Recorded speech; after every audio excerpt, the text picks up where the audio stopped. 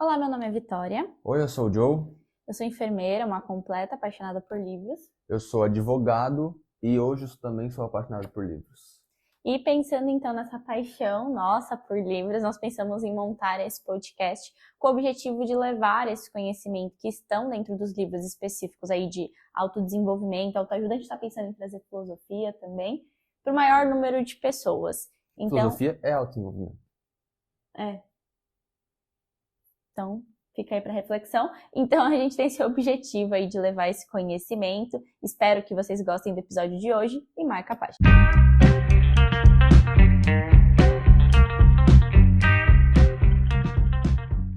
Bom, então iniciando o episódio de hoje, nós temos o livro O Mestre dos Mestres. O meu ele vem enfeitado, porque minha mãe gosta de enfeitar livros, do Augusto Cury. Quem é Augusto Cury? Augusto Cury é um médico psiquiatra brasileiro, um grande pesquisador da mente humana. Hoje ele tem diversos livros baseados nas teorias que ele desenvolveu enquanto ele estudava psicologia. Assim, ele pesquisava sobre psicologia, mas ele é psiquiatra. Ele tem também palestras desses assuntos relacionados a Deus, mas também sobre desenvolvimento, resiliência. São livros extremamente interessantes, já li alguns deles. E nós decidimos, então, começar com o primeiro de uma série de livros que ele tem, que é O Mestre dos Mestres, onde ele estuda a personalidade de Jesus. Lembrando que ele era ateu. Uhum. Primeiras impressões, Johnny? Primeiras impressões, eu gostei muito do livro, assim. A primeira metade dele, isso não é primeiras impressões, isso são impressões finais, né? Mas depois Antes de ler, o que você pensou? Exato. Antes de ler, eu pensava que era um livro interessante, porque o que eu ouvia é que ele fala sobre Jesus pela ótica de um psicólogo, psiquiatra que ele é, né? Uhum. Como se ele estivesse analisando de fato, e na verdade é realmente isso, ele analisando a personalidade de Jesus. Não Jesus como Deus, não Jesus como... Ele até fala que Jesus é Deus segundo ele, mas ele tá falando de Jesus como se meio que fosse um paciente, Uhum. e ele estivesse falando do paciente dele. Exatamente, ele não olha como uma divindade, ele não olha pela visão cristã. Apesar de entender que é. Hoje ele entende Sim. que é, mas as minhas primeiras impressões, vale considerar que eu já tinha lido outros livros do Augusto Cury, onde muitas coisas se repetiram, né? Porque isso tudo dá base a uma das teorias dele. E, enfim, eu estava ansiosa para ler esse livro, porque eu já imaginava que ele falaria especificamente, eu estava curiosa para saber que análise era essa que ele faria de Jesus. Confesso que eu pensei que seria algo muito mais denso, no sentido, ele vai analisar a mente de Jesus, como isso é complexo. Porém, não teria como ele fazer isso, uma vez que ele está analisando baseado na escritura de outros escritores, que no caso lá são os escritores do Velho Testamento, do Novo Testamento. Vale lembrar justamente isso, que esse livro ele é fácil de ler, é um livro curto, e ele só olha então para os evangelhos de Mateus, Marcos, Lucas, João. Certo. Vale ressaltar que aqui ele está fazendo uma análise da inteligência de Jesus. Exatamente. Tá? Então, como é uma série de livros, cada livro é uma análise de alguma parte da mente de Jesus. No caso desse livro, o primeiro livro é sobre a inteligência de Jesus. Sim. Ele olha... Aqui é um aparato geral. E aí nos outros ele vai focando na... Eu não li os outros, então não sei. Não, mas é que aqui ele fala um pouco no finalzinho, aquelas páginas que quase ninguém lê. Fala, tipo, aí o próximo livro vai falar da mente, no próximo livro vai falar de Jesus como um educador, em Jesus como... Enfim, ele vai trazendo personalidades de Jesus. E nesse aqui ele faz como se fosse uma grande introdução aos outros livros. Okay. E aí a gente entra direto para o capítulo 1, onde ele fala das características intrigantes da inteligência de Jesus. E aí ele fala da arte de pensar. Ele começa o livro falando assim, que Jesus falava muito pouco. Por mais que ele tivesse muita sabedoria, ele falava pouco, mas quando ele falava também, as pessoas paravam para prestar atenção nele. E aí o que ele fala aqui é que Jesus, apesar de toda a sua sabedoria, de toda a sua grandeza, ele não queria aparecer. Muito pelo contrário. Sempre que ele descobria que as pessoas estavam indo atrás dele, ele ia para algum outro lugar. Ele mudava de região que ele estava. Porque as pessoas tem até um episódio que as pessoas queriam colocá-lo como rei. Sim. E aí ele fala, não, eu não quero ser rei. Ele tinha que cumprir a missão dele. E aí que ele fala o quanto isso é intrigante. Porque apesar dele falar pouco, ele não querer toda a atenção para ele, mesmo assim ele levou as pessoas a pensarem com o pouco que ele falou. Porque aí Augusto Cury fala assim, tem frases dele que você pode passar horas refletindo sobre aquela pequena frase que ele falou. E ele traz diversos episódios em relação a isso. Você tem alguma coisa pra falar? Não, pode seguir. Tá. Aqui, a parte que eu falei, né? Ele nunca procurou, na verdade, status social ou político, mas ele conheceu intimamente as dores da existência.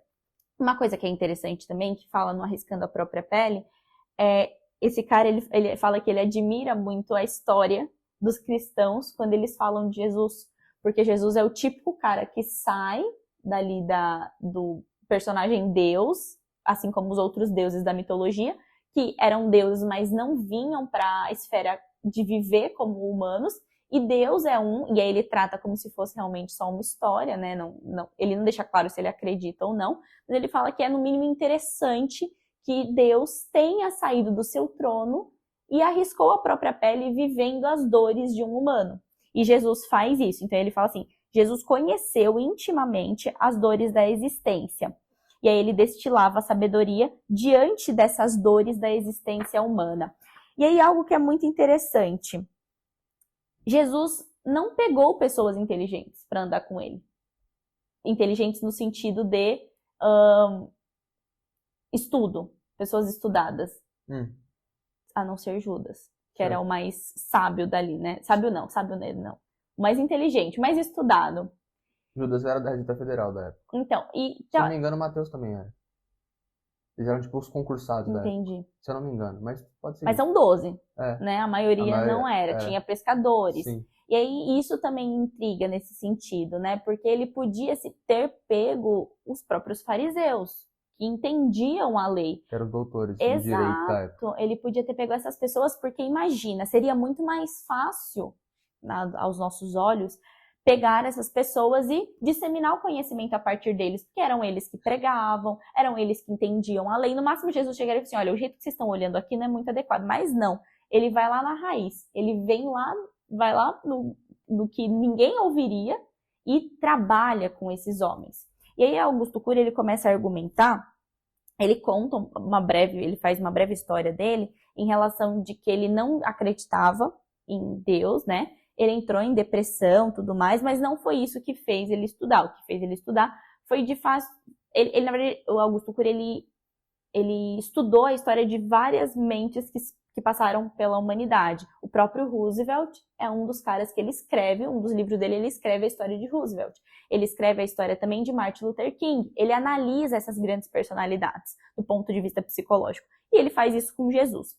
E ele se intriga muito com Jesus, justamente por causa desses pontos que eu falei até aqui. E o que mais intriga ele é como isso chegou até hoje. E a partir desse estudo que ele faz desses 4 evangelhos, são 4, né? Mateus, Marcos, Lucas e João. Ele chama de 4 biografias. Exato. Ele passa a acreditar em Jesus, porque ele fala, a mente deste homem vai muito além do que qualquer outro ser humano, mesmo aqueles que ele já estudou, seria capaz. Nenhum outro homem teria feito o que ele fez, e mesmo estando em sofrimento, ter a consciência que ele teve. Porque, psicologicamente falando, quando a gente está numa situação de desespero, né, de dor, dificilmente o nosso cérebro ele age racionalmente. E mesmo assim, Jesus agia. E ele cita um exemplo que está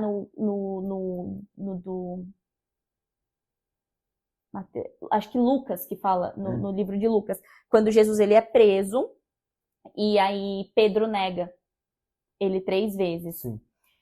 Mas lá na frente, né? Ele enfim. fala na frente. Mas enfim, isso é algo que intriga ele, o fato de que ele estava em sofrimento, e aí ele levanta, mesmo quando Pedro nega, Lucas repara que Jesus levanta os olhos e olha para Pedro, mas não em sentido de julgá-lo, tipo, falei que você ia me negar, no sentido de consolo. Eu entendo que você, como humano, está sofrendo e busca a sua própria sobrevivência. E aí ele analisa que dessa maneira, claro que a Bíblia não descreve se foi um olhar de compaixão, mas aí Augusto Cury, então no livro de Lucas, muito bem lembrado isso também. Augusto Cury fala, o que me fez, porque ele começou a estudar para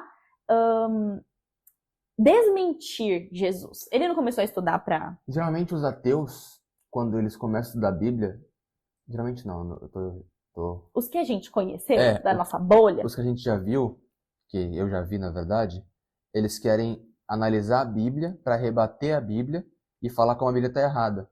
E claro, tem aquele ateu todinho que nunca leu merda nenhuma e quer dizer que sabe alguma coisa, e tem um ateu de verdade, que é o cara que eu vou estudar e não me convencia. Esse cara eu respeito. Agora, muitos deles, eles leem a Bíblia buscando contradição, não acham e se convertem ao estudar o Evangelho. Que é o caso do Augusto Cury, por exemplo. Sim, exatamente. E aí ele fala o que intrigou ele, o que fez ele crer que era verdade mesmo, foi justamente essas pequenas diferenças entre os evangelhos. Porque e ele vê muito da personalidade. Então, antes de estudar o Evangelho, ele estudou quem estava escrevendo o Evangelho. Então, Marcos e Lucas não foram apóstolos, não fizeram parte dos 12 apóstolos, mas eles estavam no círculo, eles eram próximos. Então, eles estudavam, então eles conversavam, Joe, você que conviveu com Jesus, me conta sobre esse dia. Aí ele ia, sei lá, na minha mãe, eu ia lá na minha mãe, mãe, você que também estava junto com o Joe naquele dia que Jesus fez isso e isso, me conta. E aí ele escrevia o que eles sabiam. Eu fui estudar mais sobre o assunto, porque a gente até teve uma conversa sobre isso, porque eu não sabia de que Marcos e Lucas não tinham contato com Jesus. Na verdade, Lucas é de uma outra geração até. Os discípulos, depois que Jesus cumpriu a missão dele, o evangelho dele, os discípulos, a função deles era ir de pregar o evangelho, né? A função deles era a missão de Cristo então. E Lucas, ele nem teve contato. Existem teólogos que afirmam que Marcos teve até um contato com Jesus, mas Lucas nem viu, nunca viu Jesus, entendeu? Então, Lucas escreveu a partir do que ele realmente estudou. E, inclusive, Lucas era médico. Sim. A época, né? Dentro do limite da época. E ele analisou Jesus de acordo com a visão de médico dele. E Lucas, ao fazer essa análise de Jesus, sem nem ter visto ele, chega na mesma conclusão de quem viu. E de quem estava com ele, que seria o caso de João e de Mateus. Sim.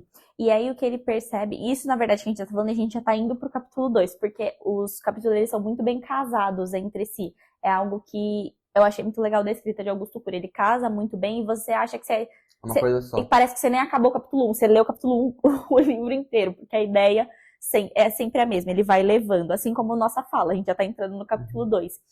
E aí ele começa o capítulo 2 falando, peraí, Jesus, ele foi um personagem real ou imaginário? Porque o que ele achou? Ele achou que Jesus era um fruto da imaginação de Mateus, Marcos, Lucas e João.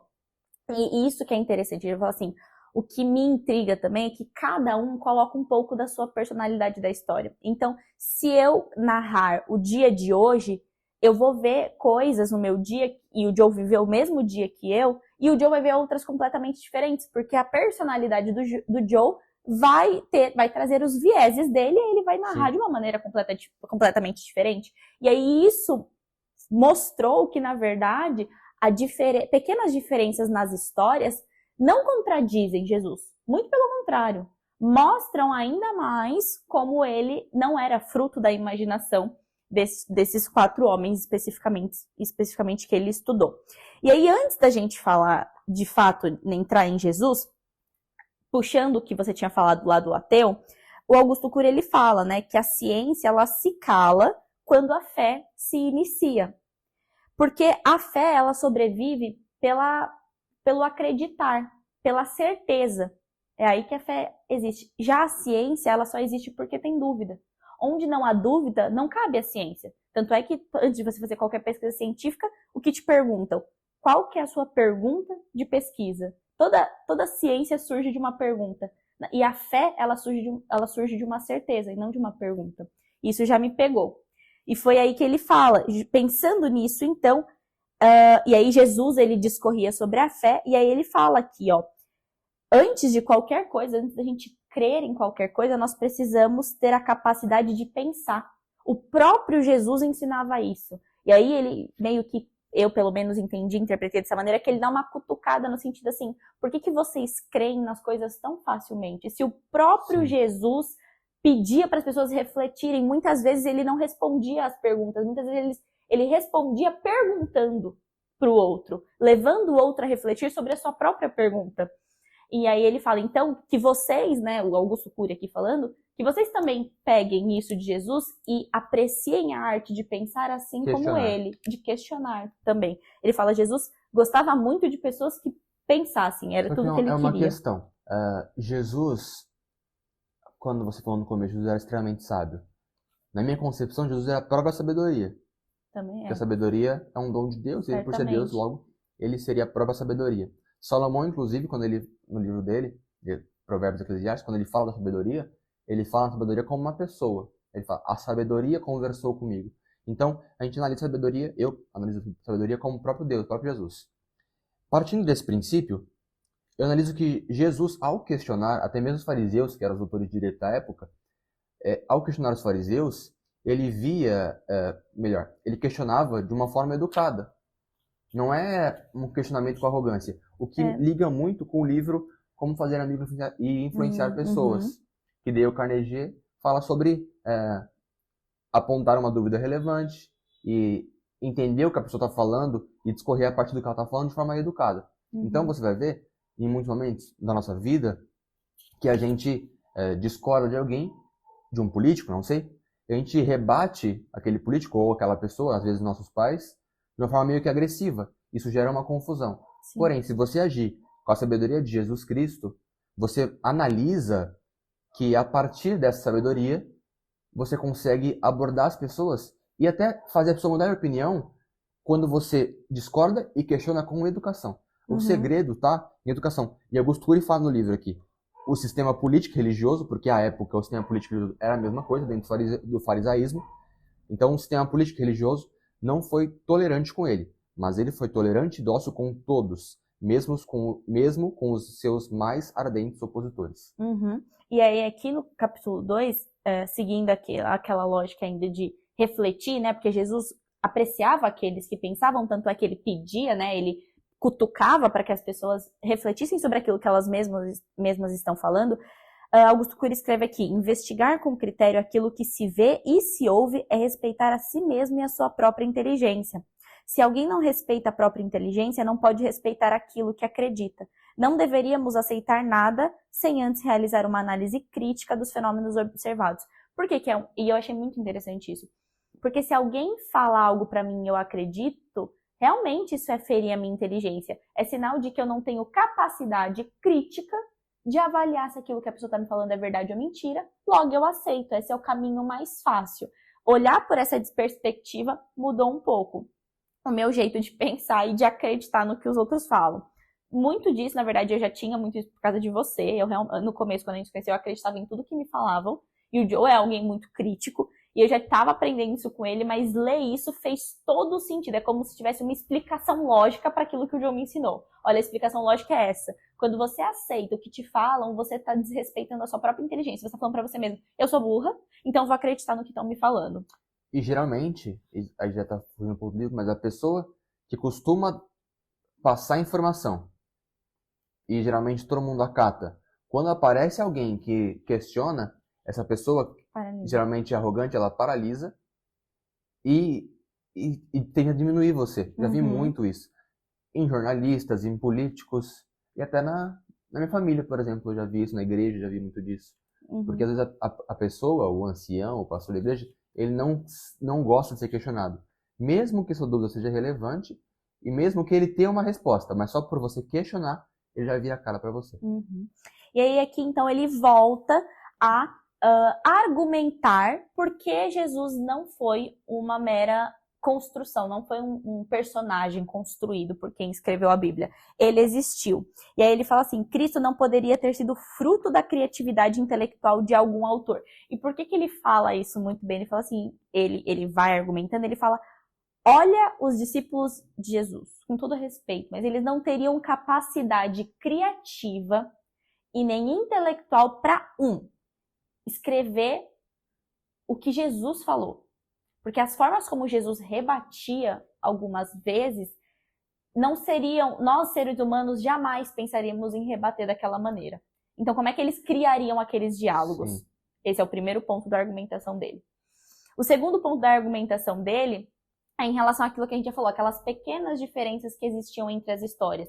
Se Cristo fosse um personagem, em todas as histórias, aquela característica de Cristo permaneceria. E a gente percebe pequenas alterações justamente pelos pontos de vista que são diferentes. Você queria falar alguma coisa? Sim, ele fala aqui, o Cury, como um ex-ateu, ele diz que o ateísmo era resultado da indignação contra injustiças, incoerências, discriminações sociopolíticas cometidas pela religiosidade reinante em determinada época.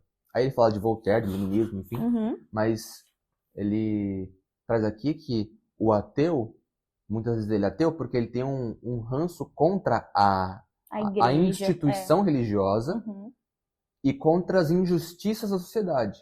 Mas ele nunca, de fato, estudou Jesus. E aí ele busca esses pontos, como, por exemplo, eles têm uma discordância aqui, estão falando coisas diferentes. Dizendo como se isso fosse um motivo para falar que a Bíblia inteira é anulada. Mas não, é só o ponto de vista, como você falou no começo. Por exemplo, vamos falar, a gente vai sair daqui e vai para minha casa, por exemplo. Vamos falar sobre o percurso que a gente fez. Eu posso comentar sobre um cara que estava bem vestido de terno no caminho, um cara que estava com a camisa do Brasil, porque eu sou jogo do Brasil. A gente vai parar no shopping para almoçar, por exemplo. Eu posso comentar que eu gostei da batata frita e você vai comentar que você gostou do hambúrguer. Ou outra, você vai estar dirigindo, então você vai reparar em quantos faróis vermelhos a gente parou e eu vou estar olhando as lojas que a gente passou. Exato. Então não significa que você está mentindo ou que eu estou mentindo. Só que nossos pontos de vista, nossa análise do percurso é diferente. Exatamente. É só isso. E aí ele coloca justamente as diferenças nas biografias de Cristo sustentam a história de um personagem real. E aí ele fala, a personalidade de Cristo, a maneira como os evangelistas descrevem Cristo é inconstrutível pela imaginação humana. Se esses homens não tivessem visto ou ouvido quem viu, a mente humana jamais seria capaz de construir essas ocorrências de Cristo na cruz, de Cristo quando curava, ou as respostas inteligentes dele. Augusto Cury argumenta que são inconstrutíveis para a mente humana. Nenhum homem conseguiria escrever tamanha criatividade. E aí a gente entra, então, no capítulo 3, que ele fala a timidez e a omissão da ciência em investigar a inteligência de Cristo. Aqui me lembrou muito o que o Napoleão Hill fala, que a gente perde muito tempo estudando coisas que não nos acrescentam não nos acrescentam na nossa consciência humana.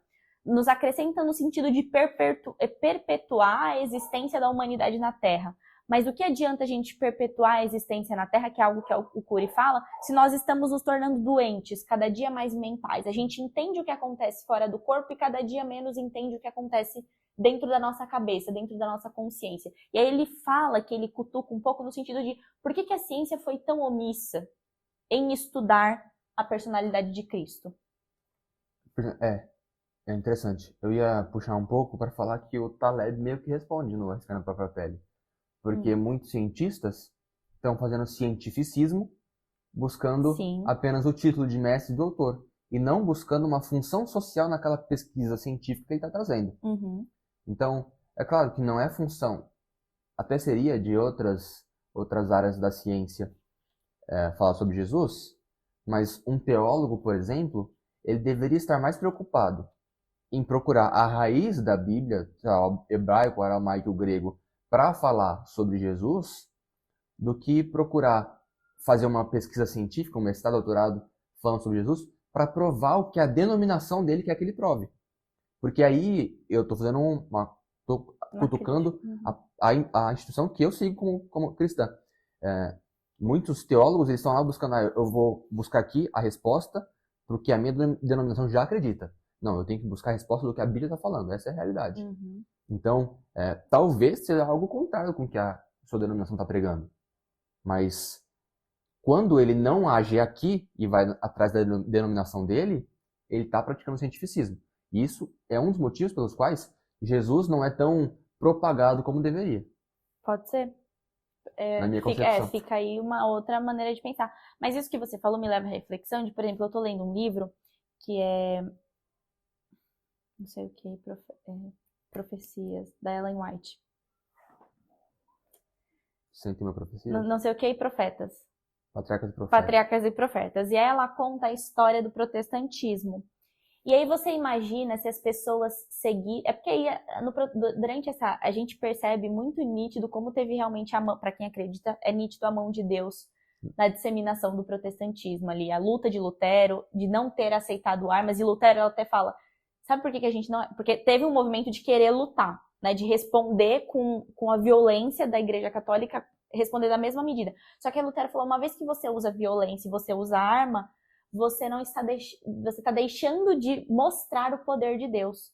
Sem armas, Deus vai atuar de uma maneira que vai ser inegável. Porque se a gente usa arma, o que a Igreja Romana pode falar? Ah, eles estavam com armas, eles foram mais fortes nesse sentido. E aí Lutero fala, não. A gente vai mostrar, por A mais B, que o poder de Deus vai ser mais forte e a gente não vai agir com violência. Ele tenta acalmar o povo. Isso é até um...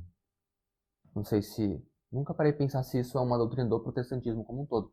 Mas Martin Luther King, que era pastor batista, se eu não me engano, ele lutou pelo direito dos pretos, negros, afrodescendentes lá nos Estados Unidos. Uhum. Direito de votar, direito de estudar na mesma universidade. Todos os direitos que os afrodescendentes têm hoje, por conta dele. Ele lutou por isso. Inclusive, ele era conservador, se eu não me engano. Enfim. Só que, à época, a polícia saía batendo neles. Sim. Só que ele que desenvolveu um sistema, ó, a gente vai ficar aqui, a gente vai se abraçar.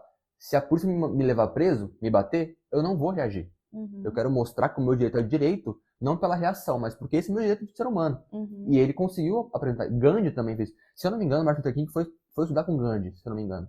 Não tenho ideia. Se eu não me engano, foi isso. Mas, enfim, você vê que o protestante tem essa vertente, teoricamente, né? Não, isso eu tô falando por causa do movimento da Reforma, Sim. né? E Lutero foi uma grande personalidade que deu origem, então, ao protestantismo. Mas fato é que essas pessoas, se elas tivessem aceitado por aceitar, se tivessem lido a Bíblia a fim de apenas respaldar a sua própria consciência e não de questionar, e ao invés de... Tem muita gente que lê a Bíblia para respaldar o que eu tô pensando.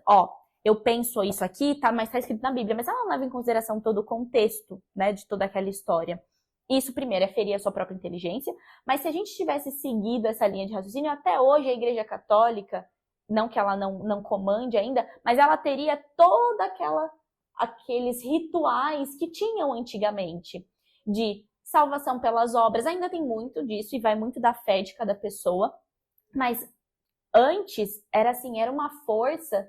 E muitas pessoas se indignavam com a forma como eles se mantinham no poder, porque era uma questão meramente política. Não tinha à luz da Bíblia muitos dos atos que eles tinham na época, né? Hoje a gente tem uma igreja católica, hoje nós temos a igreja católica já não é mais uma questão política, mas naquela época era, lá no século XVIII, XIX.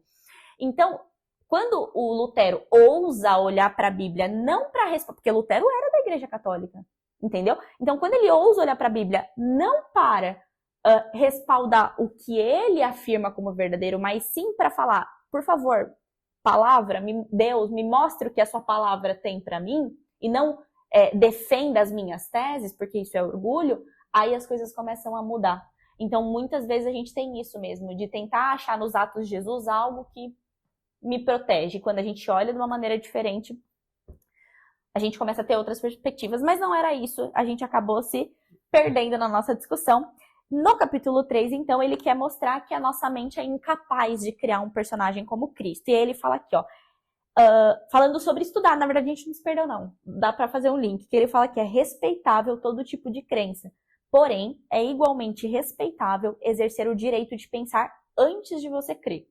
E crer com uma maturidade e consciência crítica, que é isso que a gente acabou de falar. Não é ir lá e abrir o livro e falar assim, olha aqui, eu posso ir pra balada e beber um monte, porque aqui fala, não beba até ficar louco, sei lá, vamos supor. Mas todos os outros falam assim, não se engane, não se deixe levar pelo vinho. Tipo, tá muito claro, você não quer enxergar porque não é viável pra você neste A momento. questão é que as pessoas querem adaptar a Bíblia à vida delas. Exatamente. Essa é a questão. Você não quer... Na verdade, a gente tem que se adaptar à Bíblia e não o contrário. Uhum. E aí fala, não, a Bíblia tá, como eu tô dizendo aqui, não. Você tá usando um argumento, usou uma frase fora de contexto Exato. para dizer que o que você tá, seu pecado é aceito por Jesus. Pela Bíblia, olha que mas o seu pecado não é mais um pecado porque se enquadra no que a Bíblia está falando. Uhum. A questão é, Jesus ele vai te aceitar mesmo tendo seu pecado. Só que a partir do momento que você tem de fato senso crítico? Não. Um encontro com Jesus, você vai entender que aquilo é pecado e você vai abrir mão daquilo. Ou no dia que você tem um senso crítico, cria vergonha na cara e para de ver que você só tá tentando amaciar seu próprio ego, também vai funcionar. Pode ser. Importante. Porque eu vejo Jesus justamente como um cara inteligente. Porque é uma coisa que a gente até já discutiu. Jesus, ele não julgava o erro das pessoas, mas também ele não passava a mão na cabeça de ninguém, não. Você tá errado. Vá e não peques mais. Ele reconheceu que a pessoa pecou, só que ele pede, não faça mais isso. Eu só não vou te apedrejar. Exatamente, eu não vou julgar. Mas eu também não vou falar que você tá certo. Ponto. Mas dando sequência aqui, por que a gente tá falando isso? Porque o Augusto Cury, ele tá tentando argumentar o quê? Que ele tá sendo racional durante a análise dele em Cristo. Ele falou assim, antes de crer, eu estudei, eu trouxe essa análise crítica. Então, por favor, seja você assim, porque certamente Jesus era assim. E aí ele fala... e ele entra num ponto falando da inteligência de Cristo diante a ansiedade e o gerenciamento de pensamentos. Porque nós, humanos, apesar de nós sermos evoluídos em muitas questões, nós ainda não sabemos gerenciar os nossos pensamentos. E aí ele fala da ansiedade, ele fala muito antes. Hoje a gente já tem muitos problemas, né? Mas lá naquela época, quando Jesus veio, ele já falava da ansiedade. Ele já falava como o ser humano não sabia gerenciar. Que aí ele até cita aqui, ele discursava eloquentemente, não andeis ansiosos pela vossa vida.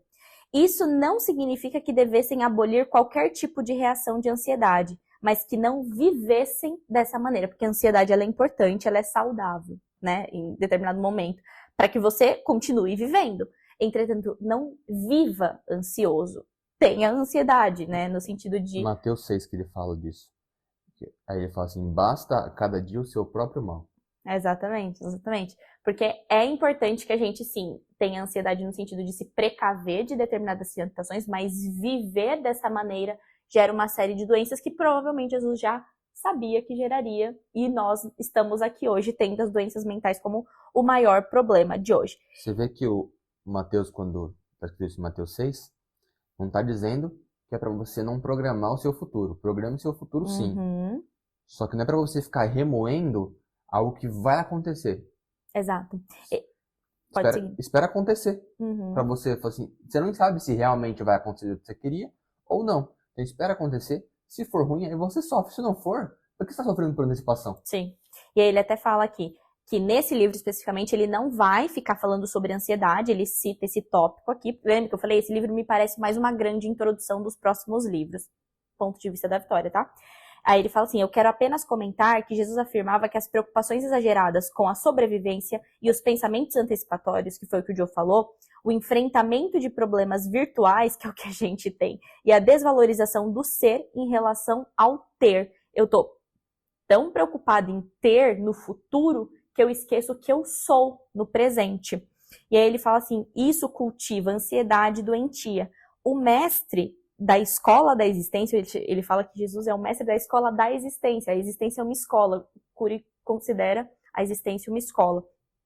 Era um grande sábio. E as causas que ele apontou não mudaram no mundo moderno. Então, desde o que ele disse naquela época até hoje, a gente permanece na mesma pindaíba. Parece que a gente não aprendeu nada e por isso que ele cutuca. Olha só que perda da ciência nunca ter parado para essa personalidade. Porque se tivesse parado para essa personalidade, há quantos anos a gente já não teria parado para prestar atenção nas mazelas que a ansiedade causa no humano, né?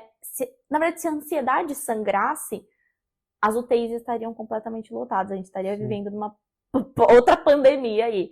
Mas não sangra, então por isso que a gente vem vivendo tanto tempo. Ele fala, olha que lacuna que existiu por não termos prestado atenção em Cristo. E aí aqui a gente vai para uma parte que ele fala, cadê? A inteligência de... Não, Isso. Ainda em relação à ansiedade. Isso aqui o Joe falou. Ele fala assim, nós não conseguimos e nós não podemos interromper a produção de pensamentos. Isso é impossível. A gente não consegue. Nosso cérebro, ele não para, inclusive quando a gente está dormindo, a gente está sonhando, nosso cérebro ele não para nem um segundo. O que a gente consegue fazer é gerenciar. E é isso que Cristo tentou nos ensinar por determinados momentos. Inclusive, Cristo, ele diversas vezes, ele pedia para os discípulos, agora eu quero ficar sozinho, agora eu vou me colocar em oração, porque muito provavelmente ele estava ali gerenciando os pensamentos dele. Sim. Eu acho que ele já gerenciava os pensamentos dele a todo momento. Mas enquanto humano, ele precisava trabalhar dentro das regras do corpo. Então, muito provavelmente, ele ia para esse momento mais recluso dele para gerenciar esses pensamentos. Sim. Nesse gerenciamento de pensamento, ele fala que o segredo de Jesus era controlar a emoção dele, para ele sim aprender a conviver com a ansiedade, assim que se convive, né? Ele usa Jesus como exemplo para combater a ansiedade. Então, a ansiedade como um problema, eu digo. Então, Jesus, ele controlava os sentimentos dele. E é isso que a gente deveria fazer também. E ele diz que Jesus, uma das formas de controle, Jesus, não sei se é nesse capítulo que ele fala isso, mas é a servidão. Quando ele servia os outros, ele estava controlando os próprios pensamentos. Porque ele quis ser colocado, já que ele não. Quiseram que ele fosse colocado como rei, ele não aceitou. Ele era Deus, então teoricamente ele deveria ser servido, mas ele serviu. E aí ele parte para falar Jesus como servo e Jesus como líder. E ele diz, o maior líder não é aquele que é capaz de governar o mundo, mas aquele que é capaz de governar a si mesmo. Então, a partir do momento que você controla a sua ansiedade, controla suas emoções, não que você não deva expressar, mas deva controlar. Não pode ser algo que a emoção te controle, Exatamente. que você haja sem pensar. E Jesus nunca, nenhum evangelho, você nunca vai ver Jesus perdendo a razão. Em momento algum, ele está agindo por conta apenas da emoção. Ele tem uma racionalidade em todos os atos dele.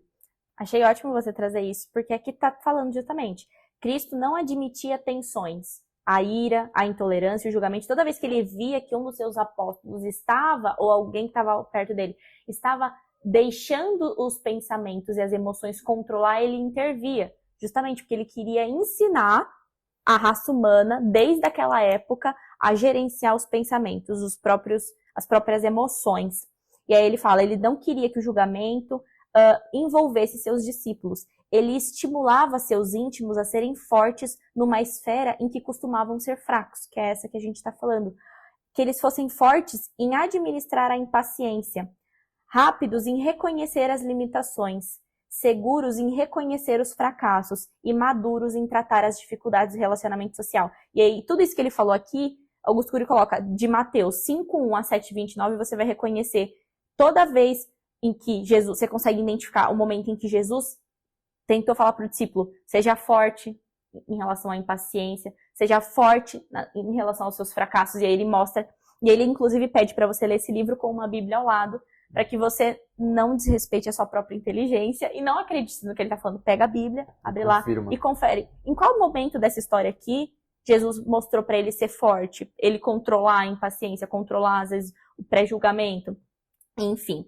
E aí, dado esses pontos, a gente consegue ir para a parte que ele fala aqui da inteligência de Cristo diante a ditadura do preconceito. Então, ele dá uma pincelada na ansiedade e agora ele entra no preconceito. Ele fala assim, o maior líder não é aquele que é capaz de governar o mundo. Ah, você já estava na frente. Mas aquele que é capaz de governar a si mesmo. E aí ele questiona, por que nossa maneira de pensar é às vezes radical e inquestionável? Por que nos comportamos como semideuses, raciocinamos como seres absolutos que não duvidam do que pensam e que não se reciclam?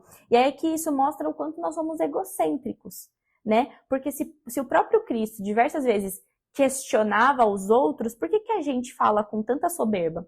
Que era muitas vezes era aí que Jesus quebrava os fariseus, porque eles vinham cheios de certezas. E aí Cristo ia falar assim, amigão, você não tem toda a certeza. Aí ele ia lá e dava no meio.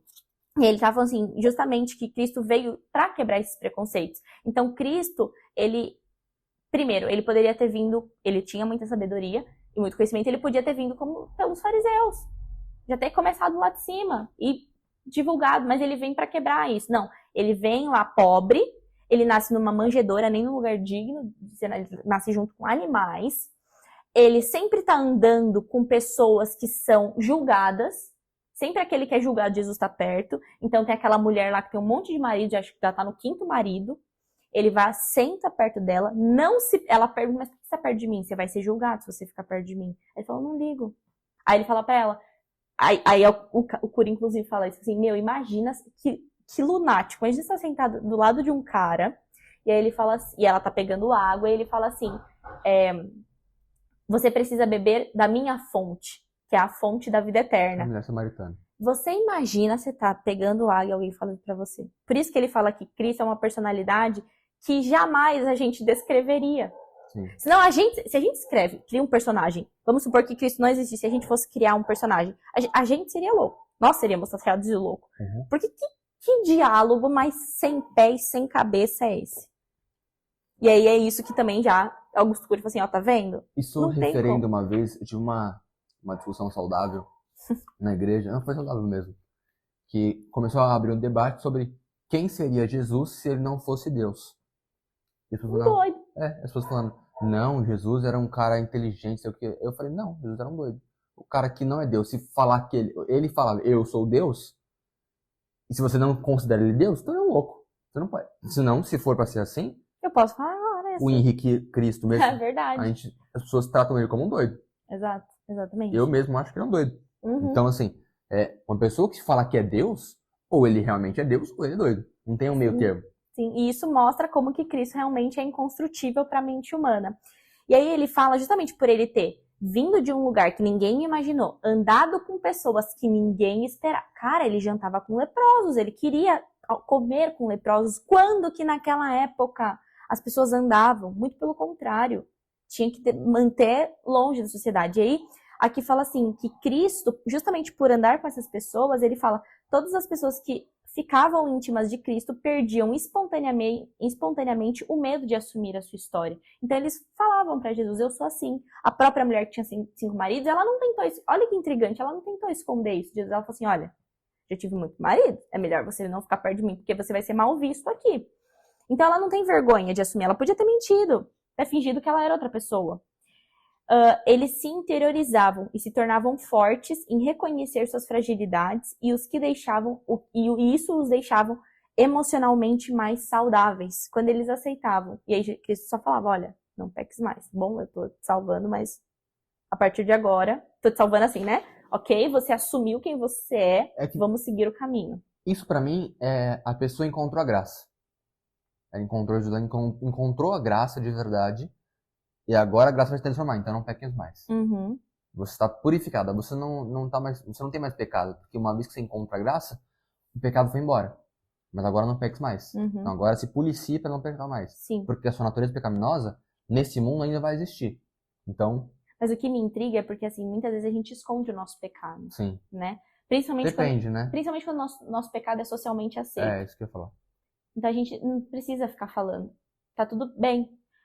Só que essas pessoas eram pecados socialmente não aceitos, né? Eram coisas que a própria sociedade não aceitava, mas elas não tinham vergonha de falar isso pra Cristo. Tipo, é isso que você falou, você encontra graça num nível que você já não... Você não se sente constrangido. Porque olha como a gente é idiota, assim. Agora eu tô refletindo sozinho. A gente tem vergonha de falar dos nossos pecados pra um outro pecador. Uhum. Só que pra Cristo, a graça dele é tão grande e ele veio tanto para trabalhar o preconceito que as pessoas, né, não tem vergonha de falar. Olha como a gente é bobo. A gente tem vergonha de falar para uma pessoa que erra tanto quanto, mas para Cristo não. Eu acho que realmente isso é encontrar a graça num nível. Por exemplo, às vezes o cara é um líder religioso, um líder político, enfim, e ele é uma pessoa arrogante. Se você gosta dele, ele tem a personalidade forte. Se você não gosta, tá com cara arrogante, cheio de pecado e é pastor da igreja, não sei o quê. Uhum. Então, é assim que as pessoas tratam, né? Agora, se alguém de fora que tá sendo arrogante, e às vezes é igual aquele cara. Não é um dos seus, Não é um dos seus? Nossa, cara arrogante, esse cara não é de Jesus. E por aí vai. Uhum. Então, é desse jeito que as pessoas trabalham, né? Tem a questão é do meu time, eu vou passar pano pra ele, ou não é do meu time, e se o pecado dele for somente aceito, ou eu peco também igual a ele, nesse mesmo pecado, então vamos fingir tudo certo aqui. E Cristo veio justamente para trabalhar isso, né? Porque Exato. tanto é que ele não passava a mão. Na verdade, os discípulos eram os que mais apanhavam nele. Ele falava para os discípulos, homens de pouca fé, E vocês têm muito para aprender. Jesus criticava, inclusive, ele estava com a prostituta, com o leproso, com o traficante da época, enfim, com o vagabundo da época, mas ele criticava o fariseu também. Certamente, o Que falso era o doutor moralista. direito, o advogado, o político, era o certão. Certamente. Tanto é que no dia do apedrejamento, né, da moça que traiu lá Você o pega a marido, matéria. ele é justamente os fariseus, né? Tipo assim, eles queriam justamente colocar Jesus numa saia justa, do tipo, e aí? Você vai seguir ou não a lei? Porque você quer lei. Teoricamente, você tá pregando ordem, não tá? Então, e aí? Isso, teoricamente. Aí ele fala assim, então tá bom. Então, primeiro atira o que não tem pecado. Ele escreve alguma coisa na areia e não sabe o que foi escrito. Exatamente. E aí o pessoal fica tipo, eita, como é que a gente atira agora? Então ele não deixou de seguir a lei, mas ele Especula-se, é só especulação, de que ele escreveu alguma coisa na areia referente ao que os fariseus faziam. o pecado deles, pode ser? Pode ser, não se sabe o que ele falou, o que ele escreveu. Mas ele escreve na areia e depois ele fala, aquele que não tem pecado, que atira a primeira pedra. A única pessoa que poderia atacar era ele, se ele quisesse tacar uma pedra. Certamente. Mas não cabia a ele julgar. Enfim, aí agora, senão a gente pode ficar aqui a tarde inteira falando disso, a gente entra no capítulo 4, onde ele fala de como... É isso que a gente estava... Olha ele de novo, como o livro ele flui muito bem. Em relação a como Cristo abalaria as estruturas da sociedade. Que a gente falou, quem escrevesse um diálogo daquele, tipo, mano, não tem pé nem cabeça, você seria taxado de louco. E ele fala como Cristo abalaria não só os fundamentos da nossa sociedade, mas abalaria muito mais o fundamento da psiquiatria e psicologia, porque é o ambiente ali que o Augusto Cury domina. E ele fala aqui assim, nós não devemos nos esquecer de que bilhões de dólares são gastos anualmente no tratamento de farmacoterápicos, medicamentos das depressões. É mais eficiente e o que produz menos efeito... Portanto, os grandes laboratórios estão ali bem representados, fornecendo um rico material didático para evidenciar que o seu antidepressivo é o mais eficiente e o que produz menos efeitos colaterais. Uma verdadeira guerra científica e comercial é travada nesse evento. Então, aqui de novo ele cutuca. Se todo esse tempo e toda essa vontade de defender que seu medicamento é melhor fosse voltada para o estudo da personalidade de Cristo e talvez mostrar para as pessoas os ensinamentos que Cristo já trazia, se a gente tivesse seguido com o afinco que a gente segue a ciência, não estou desmerecendo, a ciência ela é importante sim, tanto é que ele fala que é importante o estudo. Jesus preconizava a importância desse pensamento e a ciência é fruto disso. Porém, a gente filtrou de uma maneira talvez não efetiva, ou a gente esqueceu de levar para um lado. Não é demérito os lados que a gente levou, mas também poderiam ter sido adicionados mais, que é o que o Cury traz aqui. E aí ele fala, então, ele entra na parte de o homem saudável, que aí ele retorna, aí ele fala que assim, imagina, nesses grandes congressos que a gente tem, onde muito se fala de medicamentos, todos esses tratamentos que a gente quer, o que a gente está tentando fazer como raça humana? Manter a perpetuação, certo? Fazer com que você viva até 100 anos, com qualidade de vida, a próxima geração até 150. E ele fala, você imagina Jesus, porque era isso que Jesus fazia, ele entrava no meio do povo e falava assim, eu sou a vida. Se você quer vida eterna, vem até mim.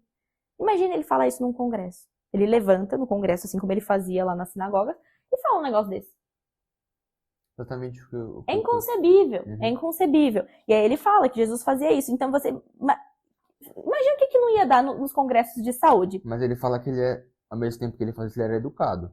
Só relembrando. Ah, não, sim. Né? Ele não chegava assim. Ele só, apesar dos fariseus não gostarem dele, existiam fariseus que convidavam ele para almoçar na casa do fariseu, por exemplo. Uhum. Então, Jesus ele só ia onde era convidado. E isso é importante. Se você não convida Jesus para estar na sua casa, para estar com você, ele não estará. Ele é muito educado hoje. Deus é muito educado. Então, se você não convidá-lo para fazer parte da sua vida, ele não fará. Simples assim. Igual ele fazia quando ele estava aqui como homem. Sim. E aí ele segue, então, falando, né? Imagina o impacto que Jesus faria. E aí ele fala que, geralmente, o tema de congresso de psiquiatria e psicologia, que, teoricamente, Jesus se levantaria e falaria o negócio dele, ele fala, geralmente, os temas são de tipos de depressão. E é algo que é muito interessante, ele fala assim, muitas vezes a depressão é considerado o último estágio da dor humana. Olha que forte. nesses casos é mais intensa do que a dor da fome, porque a dor da fome mantém o instinto de sobrevivência. Já na depressão, não. A pessoa, ela, muito pelo contrário, muitas até se Que matam. acabou com a dor dela. Exatamente. Enquanto pessoas deprimidas podem, mesmo diante de uma mesa farta, não ter apetite ou desejo de viver. A dor emocional da depressão é às vezes tão intensa e dramática que não há palavras para descrevê-la. E aí ele cita aqui que Jesus veio realmente para curar essas dores, fazer com que, se o ser humano soubesse e tivesse entendido desde aquela época a importância da palavra dele em relação a saber controlar e gerenciar os pensamentos e as emoções, nós talvez não tivéssemos nessa dor, nessa pior dor humana, que é chegar na depressão. E aí a gente entra, então esse capítulo ele é bem curto, porque ele só quer realmente levar a nossa imaginação a imaginar o quão bizarra é a personalidade de Jesus, o quão intrigante é essa figura. E aí ele entra no capítulo 5 falando de que Cristo não só perturbaria a psicologia e psiquiatria, mas ele perturbaria também o sistema político, que foi o que ele fez em relação aos fariseus. E aí ele fala assim, Cristo queria produzir uma revolução no interior do ser humano. A política, ela quer fazer uma revolução externa. Cristo, ele queria fazer uma revolução interna, e a partir disso, certamente levaria a uma revolução política. É o contrário daquela pirâmide que o Taleb fala no Escrava para Pele. Verdade. É o contrário, o Taleb fala que o macro atinge o micro. Jesus ele vai pelo contrário, dizendo que o micro atingiria o máximo. Uhum. Macro. A análise de Taleb, no contexto que Taleb traz, faz total sentido, mas realmente, Jesus ele acreditava que uma vez que você começa a gerenciar seus pensamentos, você tem muito mais sabedoria para me ensinar a gerenciar as minhas emoções e que, por consequência, a gente leva isso num estilo macro. Mas o que o Taleb fala é que se você quebra o macro, você certamente atingirá o micro. Mas se você quebra o micro, dificilmente você atinge o macro. Acho que é nesse sentido, né, da ruína que o Taleb traz. Mas foi eu achei uma boa, como é que é? Colocação. Uma sacada de ter feito esse link. E aí ele traz aqui que Israel traiu seu desejo histórico de liberdade. Por quê? Essa parte que ela me pegou muito. Porque Jesus, Jesus não, né? Augusto Cury conta como que acho que ele escreve isso também muito indignado, porque eu fiquei realmente reflexiva sobre isso. Quando Jesus é crucificado, muitas pessoas ali defendem, elas pedem, né? Solte Barrabás para colocar Jesus no lugar. Só que, por muito tempo, o que eles diziam? Que o Cristo, né, o Messias, viria de uma linhagem real e de judeus. Ele seria puro, certo? É israelita, né? Sim. Seria completamente puro. Jesus realmente veio, só que ele não veio rico. Ele veio pobre, mas a linhagem, ok. Tá. Ele veio da linhagem de Davi. Foi feita. O fato é que eles não aceitavam, eles tinham preconceito com aqueles que eram de fora, que eram os samaritanos. Se a pessoa não tinha a linhagem pura... o DNA não era de fora. Exatamente, mas o fato de ter misturado com uma outra cultura já não era mais considerado israelita. Então eles julgavam os samaritanos. Engraçado... Perigoso, igual o nazismo. Então, só que o engraçado é que no dia que era para Jesus ser crucificado, o que eles pediram? Que o imperador romano, que não era israelita, mandasse. Afinal, aqueles que teoricamente deveriam crucificar Cristo, no caso, tentaram falar com César, né? E aí, Pilatos, e Pilatos se mostrou meio... Gente, o cara não é César, errado. Pilatos era governador. Exato. O cara não tá errado. Veja bem, o cara não falou nada. Eu não vejo injustiça nele. E aí eles falam assim, mas não cabe a você decidir. Vamos ao imperador romano, vamos a César. No episódio. Não no episódio da crucificação, mas enquanto eles estavam tentando tornar Cristo... Não, Pilatos levou pro povo. Era cultural levar pro povo. Antes. Tudo bem. Não sei se está descrito na Bíblia. Isso é o que o Cury fala. Não, eu não me lembro realmente do que está escrito na Bíblia. Ele fala assim, eles tentaram ser omissos, no sentido assim, os que não queriam julgar. Porque muitos fariseus, de fato, acreditavam em Jesus como Messias porque ele viu os milagres de Jesus. Então, eles não queriam que Jesus fosse injustiçado. Eles também não queriam dar o braço a torcer. Mas o que o Cury traz aqui é tipo assim, quando foi para amaciar o próprio ego, ou quando foi para ser benéfico, aí tudo bem a gente seguir alguém que não é da linhagem nossa. Aí tudo bem não ser um israelita. Sim. Agora, para crucificar Jesus. E é aqui que ele fala, olha só, nesse sentido, como que Israel trai o seu desejo de liberdade, porque Jesus veio para torná-los livres. Os israelitas foram escravos e passaram por uma série de situações complicadas. E quando finalmente Jesus vem para libertá-los, não libertá-los no sentido de sair de uma escravidão, mas, na verdade, sim, sair de uma escravidão mental, de uma escravidão da sua própria consciência. E eles fazem o quê? Não, eu não quero ouvir você, que é dos meus. Eu vou ouvir o diferente, porque você me incomoda. Você traz à tona, talvez, dores que eu não queria ter agora. Eu não quero gerenciar o que você está tentando gerenciar. E isso me intriga muito. Tipo, nossa, logo eles foram lá e traíram a sua própria liberdade. É muito interessante. Essa, para mim, é uma das melhores partes do livro, essa reflexão. Acho que porque eu refleti muito. Só uma colocação muito interessante que você fez. E eu acredito nisso também. Os fariseus, nem todos os fariseus, estavam contra Jesus. Acredito que muitos fariseus, é igual hoje, muitos fariseus eram coerentes. Igual hoje em dia a gente fala de funcionário público. Funcionário público é tudo vagabundo? Não, tem muito funcionário público. Na verdade, a maioria dos funcionários públicos são pessoas coerentes, sérias, que estão trabalhando pelo povo. Porque essa é a função do funcionário público, servir o povo.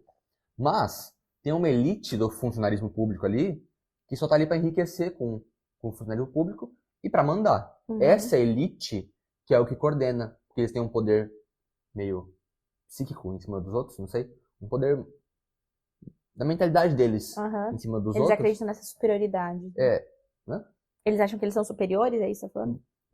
Não, eles devem achar assim, mas tipo, eles têm um poder da mentalidade deles sobre os outros, sobre o povo como um todo, não só os funcionários.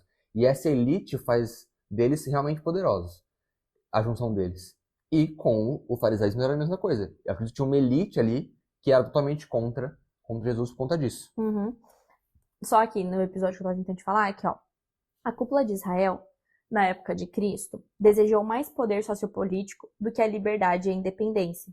Todavia, a imensa maioria do povo judeu provavelmente não concordava com essa postura. Havia até mesmo diversos membros da cúpula, como Nicodemos e José de Arimateia, que tinham grande apreço por Cristo e discordavam da injusta condenação. Entretanto, eles se calaram. Ou seja, eles traem a si mesmo, traem a própria consciência, pois temiam as consequências que sofreriam por acreditarem em Jesus. Certamente, exatamente. E aí ele fala, quando foi a cúpula judaica, traiu o desejo da liberdade e independência que movia há séculos o povo de Israel. Ou seja, eles vinham há séculos lutando por liberdade, quando finalmente eles podem ter uma liberdade espiritual, não sei se é igual a Pedro, na verdade. Porque foi uma omissão, né? Pedro realmente negou. Eles só ficam quietos. Aí ele fala assim, foi quando Pilatos, zombando dela, disse que não poderia crucificar o rei dos judeus. Isso está em Marcos 15:9. Seus dirigentes ficaram indignados com o ultraje de Pilatos, porque assim, ele falou ironicamente, mas ele meio que reconheceu Jesus como rei dos judeus, que era o que o povo queria. E por isso o pressionaram, suplicando-lhe que crucificasse Cristo, dizendo, César é o rei, e não você. Então vamos lá no César. Tipo, nesse momento a gente tá cagando. E os judeus, que sempre rejeitaram o domínio do Império Romano, que fizeram eles de escravos, agora preferem o Império Romano ao verdadeiro rei. Enfim, isso aqui me intrigou muito, e aí eu acho que a gente já pode, então, ir pro capítulo 6. Antes, ele fala sobre a síndrome de Pilatos. Boa. A síndrome de Pilatos se caracteriza pela omissão, dissimulação, negação do direito, da dor e da história do outro. Cristo era seguido pelas multidões. Por onde passava havia um grupo de pessoas despertadas por ele. As multidões se aglomeravam ao seu redor. Isso causava um grande ciúme na cúpula judaica, que é o que você falou. Pessoas de todos os níveis se ajuntavam e o procuravam para ouvir aquele homem amável e ao mesmo tempo instigante e determinado.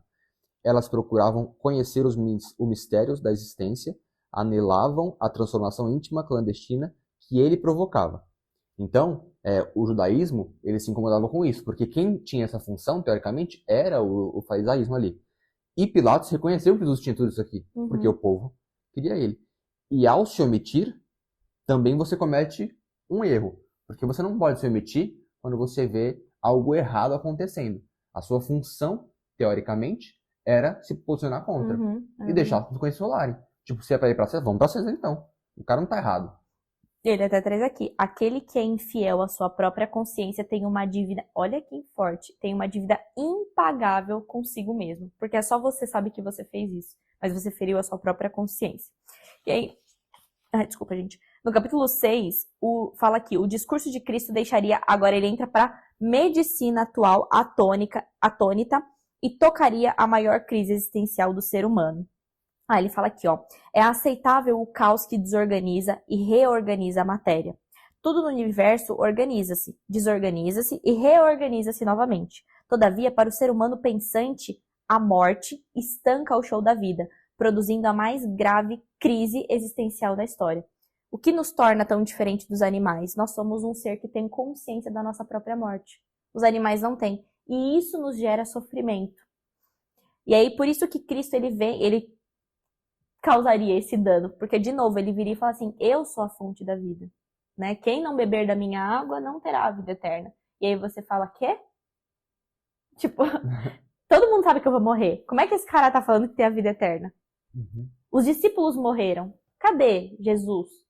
Que teoricamente tinha dado a vida eterna para eles. Sabe? Aí surgem todos esses questionamentos. E certamente ele paralisaria. Esse louco tá falando que tem a vida eterna. E a medicina tem estudado tanto para tentar trazer um pouquinho mais de expectativa de vida, e não só, porque hoje a gente já sabe que expectativa de vida sem qualidade de vida é melhor que morra. Uhum. Agora, expectativa de vida com qualidade de vida é o que a ciência está tentando fazer, e Jesus sempre falou, né? Vem a mim, eu vou dar tudo que vocês... É só me pedir, me peça que eu te dou, e eu ainda tô te dando uma vida eterna. E você fala, puta, é bom mais pra ser verdade, porque a medicina tem estudado tanto tempo, e ele vem e fala isso com facilidade. Ele fala que hoje em dia, então, Jesus fala isso, certamente paralisaria. E aí ele entra aqui numa parte da a filosofia e a possibilidade de transcender essa finitude existencial, que foi o que Jesus nos ofereceu e nos oferece. Aí ele fala que muitos pensadores da filosofia produziram conhecimento sobre a metafísica como tentativa de compreender esses mistérios da existência.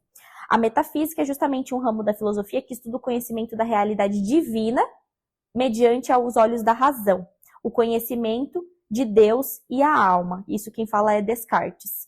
Eu acho tão difícil falar isso. Descartes. René Descartes. É. E aí ele fala de Augusto Comte, do Nietzsche, e aí ele traz vários filósofos que desenvolveram teorias em relação a isso. Mas ele termina falando assim, ninguém deve ser condenado... Não. Tá. E todos esses caras, no final da vida, compreendiam que no final eles... Ele tá falando que esses caras eles eram ateus. Inclusive ele vai citar Karl Marx também. E que no final da vida eles só queriam ter um motivo de esperança. Para algo a mais. Exato, a mais. Todos questionavam isso. Putz, eu estudei, mas no final das contas eu vou morrer igual e eu gostaria... Augusto Comte, não? Não, Augusto Comte, Friedrich Nietzsche foram grandes filósofos ateus. Não sabia que Comte era ateu. Aí ele falou assim, porém, é estranho que esses dois grandes ateus tenham produzido em alguns momentos uma filosofia de conotação mais mística. Porque no final, o ser humano ele precisa preencher esse espaço da consciência sobre a morte. Descartes ali ele vem ali do iluminismo, né? No modernismo, enfim. Da Idade Moderna. Ele traz que o ser humano, a busca do ser humano é por algo a mais. E que existe um lugar onde a razão não chega. Entendeu? Ele não afirma que é Deus, mas ele fala que o ser humano busca por inteligência, busca por razão, mas existe um ponto que a razão não consegue alcançar. E enfim, em momento algum ele vai afirmar que é Deus, mas ele deixa em aberto isso nos escritos mostrando dele. Como isso é uma coisa que fica em aberto na gente. Exato, também, só né? que mesmo com todo esse conhecimento dele sobre a necessidade do ser humano de buscar conhecimento, buscar razão, pelo que aparenta, ele não reconheceu Jesus como salvador dele. Ele morreu como um ateu. Eu posso estar enganado, mas acho que mas aí quem julga é Deus, e ainda bem, então no final das contas... Exato. E aí ele fala ninguém deve ser condenado por rever a sua posição intelectual, pois do ponto de vista psicológico e filosófico, há uma crise existencial intrínseca do ser humano, ou seja, nós nascemos assim, em relação ao fim da existência. Tanto é que quando a gente é pequeno e a gente ganha consciência da morte, não sei você, mas eu ficava apavorada toda vez que eu pensava eu posso morrer a qualquer momento. Eu ficava, como assim? Como assim eu posso deixar de existir? Era algo que me pegava. E hoje, né, acho que uma maturidade, a Bel também, ela perguntou, Vicky, como assim a gente pode morrer? Eu posso morrer hoje? Eu falava, pode. Não, e aí ela chorava, tipo, porque isso é algo que, até uma criança, tira a gente do eixo quando a gente ganha a consciência de não existir. Porque a gente já existe, então meio que é inconcebível a não existência. Enfim, pode ficar para um outro dia a gente A gente discutir ouviu um isso. cara falando isso, lembra? Uma discussão filosófica. Aham. A regra da vida é não existência. Se Uhum. for para pensar. A gente não existia por todo esse tempo, a gente nasceu, existiu por, sei lá, 80, 100 anos, e não existe mais. Essa é a regra da vida. Sim. A não existência é o normal. Não Não entra na e cabeça. mesmo a não existência sendo Tô falando normal, de forma racional, né? Não de sim, forma espiritual. não faz sentido. Aqui Não. tem uma frase que eu tive que ler 2 vezes para entender. A vida só aceita o próprio fim se não estiver próxima desse fim. Olha isso. Eu, teoricamente, tenho 23 anos, então eu estou longe da minha morte. Por isso eu consigo falar muito bem sobre o fim, porque eu ainda estou longe dela. Então, para mim é fácil falar. Tem mais futuro do que Agora, quando o bicho começa a pegar e eu estou correndo um risco de vida, que aí ele até fala que é quando surge o homem animal, uma arma tá apontada na minha cabeça, o carro pode bater. A partir dali, minha vida vira ao reverso, sei lá se tá certa a palavra, para que eu consiga sobreviver. Então, eu só aceito o fim quando ele tá longe. Quando ele tá perto, eu tento fugir de todas as maneiras. Senão eu deixaria o cara atirar em mim, eu deixaria o carro bater, eu não prezaria pela minha vida. É o, como é que fala? O sistema límbico que age Exatamente. Na- E aí, no instinto, né? exato. E a gente entra nesse homem animal. Então, olha como essa frase é interessante, né?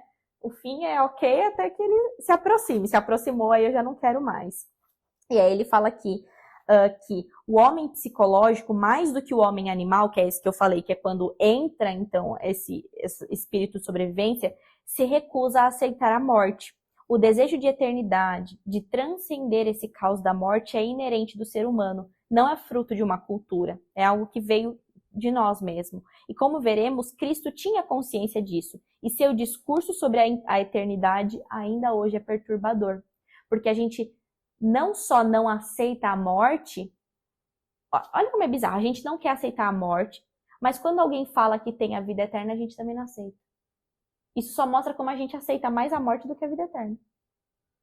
Não a gente, nós dois, eu digo. Mas olha como isso Isso é a humanidade. Exato. Porque a gente não quer morrer, mas quando Cristo fala que tem a vida eterna, a gente também não é possível. Todo mundo morre. E aí Eu acaba, nunca e você parei fala, de pensar pô, nisso. Talvez seja por conta, e que não é algo ruim, porque o próprio Jesus quer que tenha questionamento, mas por conta das várias vertentes que existem, várias opiniões contra, a favor, ou que não acreditam em nada, agnosticismo, será que eles falam? Agnóstico, enfim. uhum. Por conta de tanta coisa, e aí na busca do racional, você fala, não é racional ter uma vida eterna. Então a pessoa nem acredita. Então, o ser humano como um todo. Ou seja, a gente prefere acreditar mais na morte. Aí nós somos os israelitas.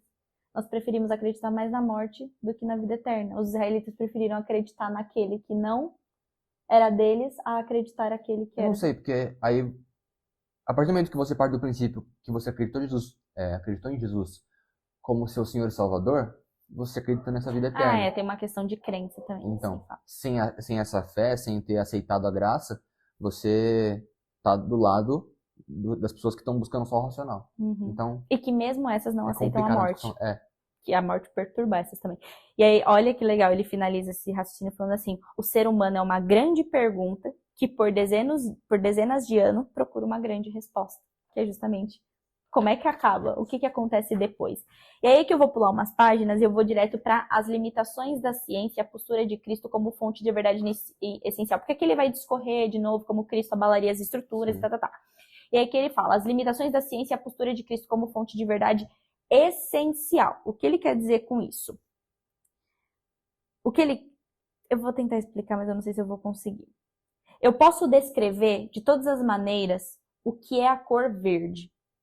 Mas você só vai saber o que é cor verde quando você vê. Isso é a verdade essencial. É o que você viu e comprovou. Sim. A verdade não essencial, que é o que a gente chama de ciência, é aquilo que a gente discorre, fala.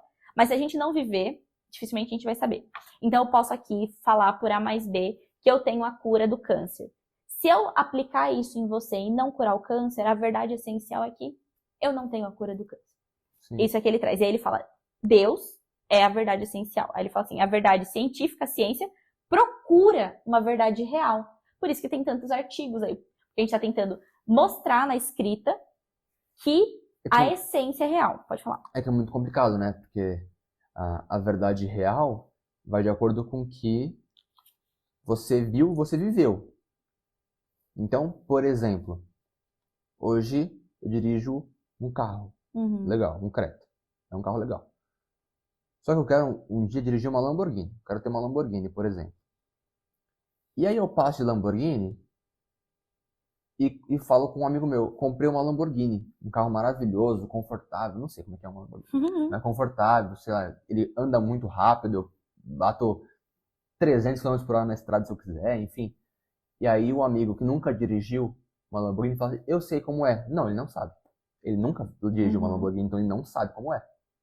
Essa é a diferença da... Como é que é o nome disso? Verdade essencial. Essencial que e é real. Exatamente. E aqui ele fala aqui que nós somos limitados na organização desses pensamentos, de entender Cristo como uma verdade essencial, aquela é a essência mesmo, que são construídos a partir dos parâmetros que temos na nossa memória. O fim e o infinito são parâmetros incompreensíveis e inatingíveis pela inteligência humana. Pense no que é o fim e tente esquadrinhar o que é infinito. A gente não consegue desenhar algo infinito. Já perdi noites de sono pensando nesses extremos. A existência humana transcorre dentro de um curto parênteses de eternidade. Olha essa frase.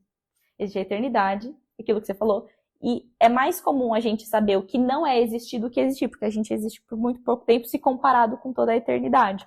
Sim. E aí ele fala, a vida humana é apenas uma gota existencial na perspectiva da eternidade. E nossos pensamentos estão num intervalo ainda menor entre o princípio e a eternidade. Até imaginar, em princípio é difícil, porque ser eterno não tem... Enfim, não vamos entrar nessa discussão, né? Mas aqui ele então vai falar em relação a Cristo ser essa verdade essencial, que é o único que pode nos fazer entender na essência o que é a eternidade. E ele falava, eu sou o caminho, a verdade e a vida. Exatamente. Ele falou, quão maluco é isso.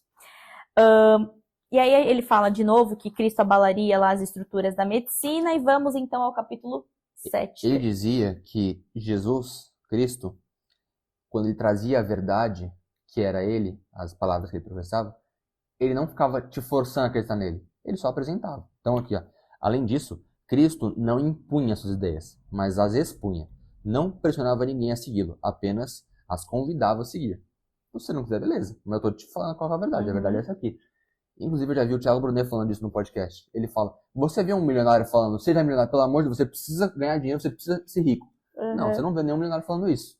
É a mesma coisa. Por que a gente fica tentando... Por que você fica tentando fazer? Não, você precisa ser cristão, você precisa acreditar em Jesus. Não, com as suas atitudes, com a forma que você vive, o pessoal talvez... Como é que você tem essa vida? Eu queria aprender mais. Exato. Aí você mostra pra ele. Porque o que faz a gente querer ser milionário? Ver a qualidade de vida do milionário. Exato. E o que faz uma pessoa querer ser cristã?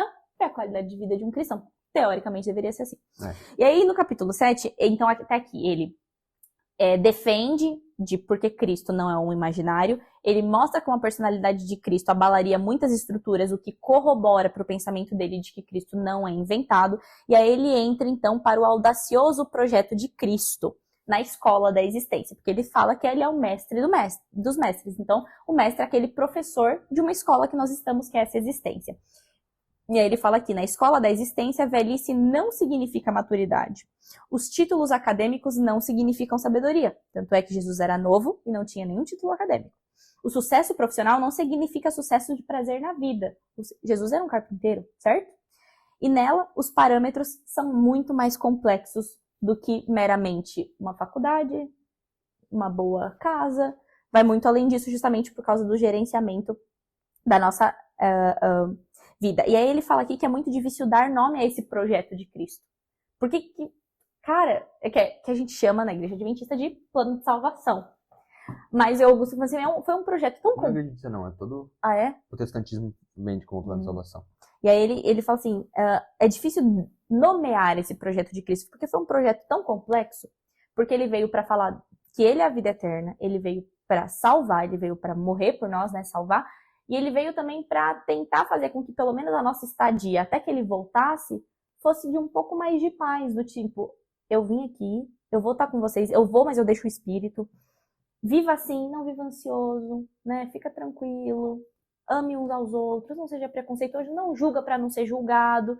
A gente está fazendo tudo isso. Mas ele tentou, pelo menos assim, ó, enquanto vocês estiverem aqui, vive desse jeito, tá? O espírito vai estar aqui com vocês e logo eu volto para trazer vocês para a eternidade.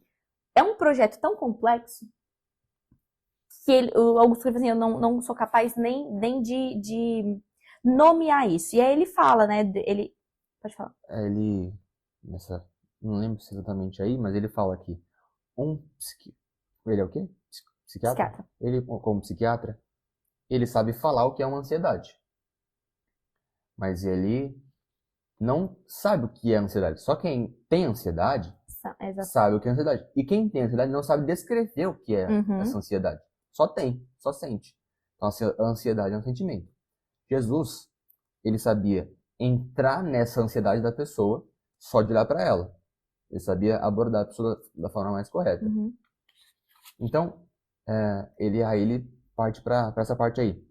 O que eu chamo de plano de salvação, a gente não sabe falar concretamente o que é um plano de salvação. Igual um psiquiatra não sabe falar o que é concretamente uma ansiedade. Mas eu vivo o plano de salvação, então eu sei sentir o plano de salvação. É a mesma coisa. O plano de salvação, ele vem a partir do sentimento que você tem quando você, de novo, recebe a graça. E aí, no capítulo 8, ele vem falando sobre despertando a sede de aprender e desobstruindo a inteligência, que é aquilo que a gente vem falando. Cristo, ele instiga o tempo todo a gente pensar sobre as nossas próprias afirmações. E ele faz isso falando muito pouco. Eu falei instiga, mas acho que meu cérebro tinha lido essa palavra antes de mim, porque eu coloquei o dedo bem nessa palavra. Cristo instigava a inteligência daqueles que conviviam com ele. Ele os inspirava e os formava engenheiros de pensamento. Não apenas seus pensamentos marcaram a história dos seus íntimos, mas também os gestos e os momentos de silêncio foram tão eloquentes quanto o momento que ele falava. Então, até o silêncio de Cristo ensinava algo pra gente. Ele andava pelas cidades, vilas e lugarejos, proclamando o reino dos céus e o seu projeto de transformação interior. E aí é que ele entra assim sobre o Cristo rompendo a tese e o argumento de Will Durant. O próprio Augusto Cury tem uma tese em relação aos pensamentos. E esse tal de Will Durant parece que segue o mesmo raciocínio. E aí ele fala assim, quando as necessidades para garantir a sobrevivência são grandes, as pessoas não têm interesse em desenvolver pensamento. O que isso significa? Quando você precisa trabalhar o tempo... A gente já falou isso em outros livros. Você precisa trabalhar muito para sobreviver. Então você sai de casa muito cedo, pega transporte público, trabalha, volta para casa, dorme no outro dia, segue isso. Você não tem tempo para pensar. Essa é a teoria. A este respeito, há um episódio interessante na história da filosofia. Esse tal de Will Durant, que conta a história da filosofia, tenta justificar por que a Europa produziu qualitativamente mais pensadores. Justamente por causa disso. Teoricamente, eles conseguiram desenvolver as pessoas para trabalharem menos e pensarem mais. Por isso, as grandes literaturas vêm de lá. E ele fala, a Inglaterra precisou de 800 anos desde a sua fundação até Shakespeare, e a França precisou de 800 anos para chegar em Montaigne. Enquanto que nós brasileiros, tivemos de gastar as nossas energias abrindo clareiras em grandes florestas e extraindo riqueza do nosso solo. Ainda não tivemos tempo para produzir uma literatura nacional e uma filosofia madura. Enfim, aí ele traz aqui, Durant justifica esse fato dizendo que a sociedade americana esteve muito ocupada nos últimos séculos com suas necessidades de sobrevivência, com o desenvolvimento social. Embora não seja uma regra matemática, a produção de pensadores tem alguma relação com atendimento das necessidades básicas de sobrevivência com o desenvolvimento social. Moral da história. Menos tempo para pensar é porque você está trabalhando demais, você está tentando sobreviver, só que ao mesmo tempo isso não é benéfico. Por quê? Porque se a gente pouco pensa, na hora que os pensamentos chegarem também, a gente não vai saber gerenciar. E aí Cristo vem para quebrar isso. No sentido de gerencie os seus próprios pensamentos. É importante que você trabalhe pela sobrevivência também, porém é importante que você gerencie esses pensamentos. Mas até antes de Cristo, Salomão já falava em Eclesiastes de que tudo é vaidade. Então ele fala, se você trabalhar muito e no final vai ficar tudo na terra, isso é pura vaidade. Então, separe tempo também para, aí ele fala assim, gozar das coisas boas dessa vida. Enfim. E aí ele fala que raramente as pessoas se interessam em pensar quando precisam lutar para sobreviver. E raramente o mundo das ideias se expande quando o corpo é pressionado pela dor ou pela fome e quando a vida é castigada pela miséria. E aqui ele entra aí já numa crítica social do Brasil. Por que o Brasil é tão atrasado? Por questões de políticas públicas, de desenvolvimento, enfim. E aí ele fala de como Jesus já queria trabalhar isso. Ele fala assim, Cristo tinha coragem tanto para expor seus pensamentos como para permitir que as pessoas o abandonassem. Ele não obrigava aquilo que não obrigava as pessoas a ficarem. E é muito difícil reunir essas duas características em uma mesma pessoa. Quem tem coragem de expor seus pensamentos geralmente controla aqueles que não têm coragem. Mas Cristo era diferente. Ele tinha total capacidade de controlar o pensamento das pessoas, até porque as pessoas estavam completamente abertas e vulneráveis para ouvi-lo. Mas ele não fazia isso. Ele até perguntou: vocês querem me abandonar? Para os discípulos. Sua capacidade para expor os pensamentos e não impô-los é singular. Eles apenas faziam convites e ecoavam: quem tem sede, venha a mim e beba. Se você não tiver, tudo bem. E aqui mostra como Cristo poderia muito bem controlar aquelas pessoas, porque aquelas pessoas elas tinham fome. Jesus conseguia multiplicar comida. Ele podia muito bem controlar, e não. Ele não usou isso a favor dele, muito pelo contrário, ele deixava as pessoas escolherem. E aí ele vem aqui também... Você quer falar alguma coisa? Não, pode seguir. Ele fala do processo de interiorização das sociedades modernas, então, de novo, ele volta a bater naquela tecla da importância da gente olhar para si, gerenciar as emoções e os pensamentos e de como Cristo fez. Ele fala que o projeto de Jesus era surpreendente e sob a influência as pessoas se tornaram caminhantes nas trajetórias do próprio ser. Os próprios discípulos começaram a trabalhar a si mesmo, ainda que não da maneira ideal, porque nós somos meros humanos, mas eles tentaram enquanto estiveram com Cristo e erraram bastante. Ele cita o próprio Judas. Judas, ele certamente esteve em contato com Deus, ele errou, e tudo bem, porque ele até fala, como é que nós mesmos, se você for grosso comigo, imediatamente eu vou ser grosseira com você. Imagina se você vem até mim para me matar, eu te recebo com um beijo, porque Judas beijou ele. E aí ele questiona assim, olha só, Judas sabia que Jesus era tão carinhoso e tão calmo, que ele vai até Jesus com um beijo, e Jesus retribui, né? Com um beijo é que você me entrega aos soldados, exatamente. Então, o próprio Judas sabia das características, mas depois, quando ele se dá conta de tudo que ele fez, ele não consegue gerenciar as próprias emoções e se mata. Ou seja, ele se perde dos ensinamentos de Cristo em algum momento, e aí ele se mata, que seria realmente o momento. É a depressão, né? A maior dor humana. Você está tentando fugir dessa dor e você prefere se matar, né? Tirar a sua própria vida. E aí ele vem falando sobre isso, né? Como Cristo veio com esse projeto de tentar nos tirar dessa escravidão da nossa própria consciência. E aí, dando sequência nessa linha de raciocínio, ele entra no capítulo 9, falando de investindo em sabedoria diante dos invernos da vida. Aqui ele vai focar muito da importância de a gente aprender com fracassos, de como Cristo sabia lidar muito bem em situações adversas. E ele fala aqui que, mediante a isso, né, ele fala que há miseráveis que moram em palácios e ricos que moram em barracos. Isso é, a pessoa ela não tem uma vida material muito abundante, entretanto a sua consciência é tão limpa, que é o caso de Cristo, né, que não tinha lá muita abundância, mas que vivia muito bem conscientemente, ele não precisava de palácios. Tanto é que tentaram colocar ele como rei e ele não queria isso. Você falou o contrário, eu acho. O quê? Há miseráveis que moram em palácios e ricos que moram em barracos. Você falou isso? Falei. Achei que tivesse falado o contrário. Não, eu também achei por um segundo. E Cristo, ele recusa tudo isso, porque ele tá tão bem, a morada dele, que é a própria consciência, tá tão confortável que ele não precisa desses bens materiais, que faz parte do projeto dele, que é ensinar isso pra gente.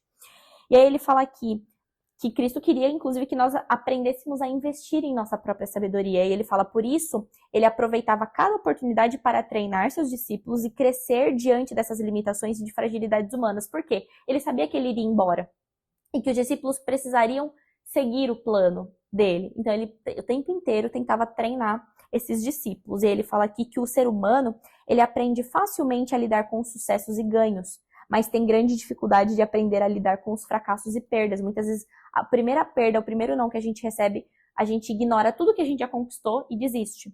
Vivemos em uma sociedade que negam as dores da existência e superdimensionam a busca do sucesso. Qualquer pessoa aprende a lidar bem com as primaveras da vida, mas só os sábios aprendem a viver com dignidade no inverno da existência. E aí, pensando nisso, ele entra, então, de que Cristo sabia...